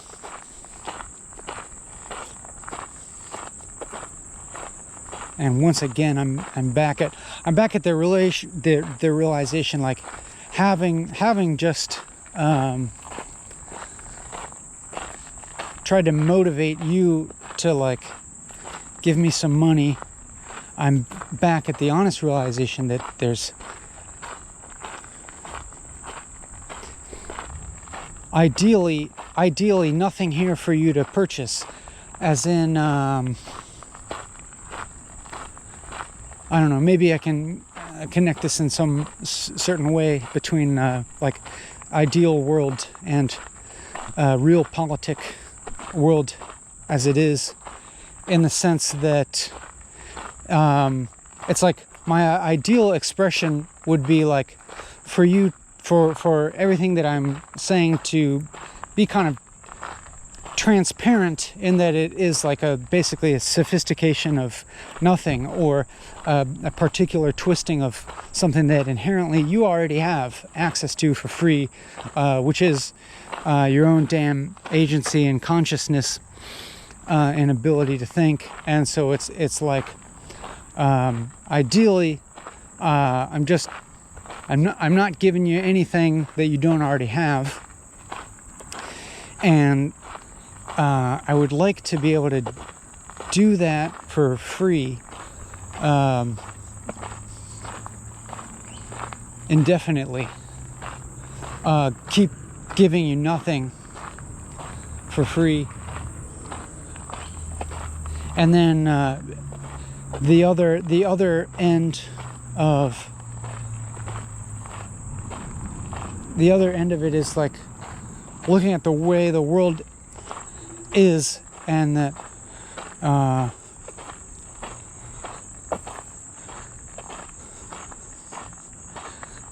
like I'm supposed to make money as a member of society and spend money to have the things that I need to survive and that sort of thing. And so I'm somewhere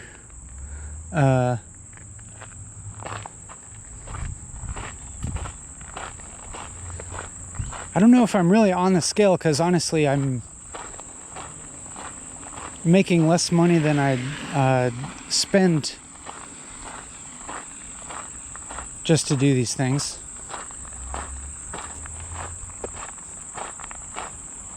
So it's just about recouping some of the expense. But this gets tiresome, because like now obviously I'm defeating myself in like making this more annoying for you to listen to. I mean, I know all of it's in some sense like a very long annoyance, but I'm now actively compromising what I would purport to be doing by kind of like promoting what I'm doing. You know what I mean? Like it's like the time that an NPR station spends in their fund drive is time that they're not delivering programming. But I think even further than that, like for me, when I'm like trying to convince you to give me money, I'm also compromising what I'm doing, because I'm like implying that this is doing something for you that would like enrich you or add to your experience or benefit your experience in some way. But then like fundamentally I'm opposed to that way of thinking. Fundamentally I'm like, you already have what you need, and it's like I'm trying to make a type of media that you don't need, you know? I'm trying to make a type of media that will be the last media you ever need. No, that's not really true. That's like a really like I don't know, like modernist perspective of like saying that like what I'm going to do is going to upend the whole regime of the medium, such that you'll be liberated from your dependence on the medium or something. I mean, I know that's like, in some sense, that's actually like an implied motivating factor or something. I think in some respect that is actually an ideology that is probably shaping some of the things that I do. The idea that this will not only free you from some dependence on this very media, that is like some notion that I'm some kind of like anti-celebrity in action, or this is like anti-YouTube content, or something like that will, you know, liberate you, dear listener, from your bondage. But of course that's all bullshit, and like you should enjoy consuming whatever bullshit media you want to consume. Enjoy whatever you want to enjoy. That's what I do. What was I talking about? Oh yeah, then I'm saying that asking for money vitiates that, but then maybe that's not actually a contradiction if I don't hold to that ideal that I'm just described. So honestly, I want you to give me some money, and that'll make me a little bit happier, I think, or at least more motivated to keep making more of these. Sorry to sound like an asshole, but I guess I am a little bit of an asshole. truth be told. Oh, I better stop. Is it time to stop? Oh, almost. Like now's the time when I'm like kind of guesstimating, like, was the time when I stopped to take a pee, does that add up to like 2 minutes or like 5 minutes? I'm not really sure. If it's like 2 minutes, which I think it is, and I think we're done, but I keep just barely underestimating the time when I stop the video to pee, and then the total video comes out to like a few minutes under 4 hours, and then I'm like, I should keep going. But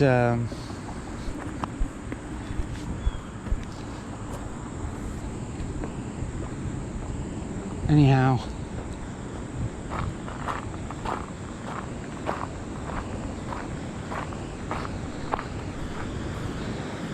just fill random, how can I fill a minute like completely arbitrarily without putting any effort? Is there such a thing as like, totally effortless speaking or rambling?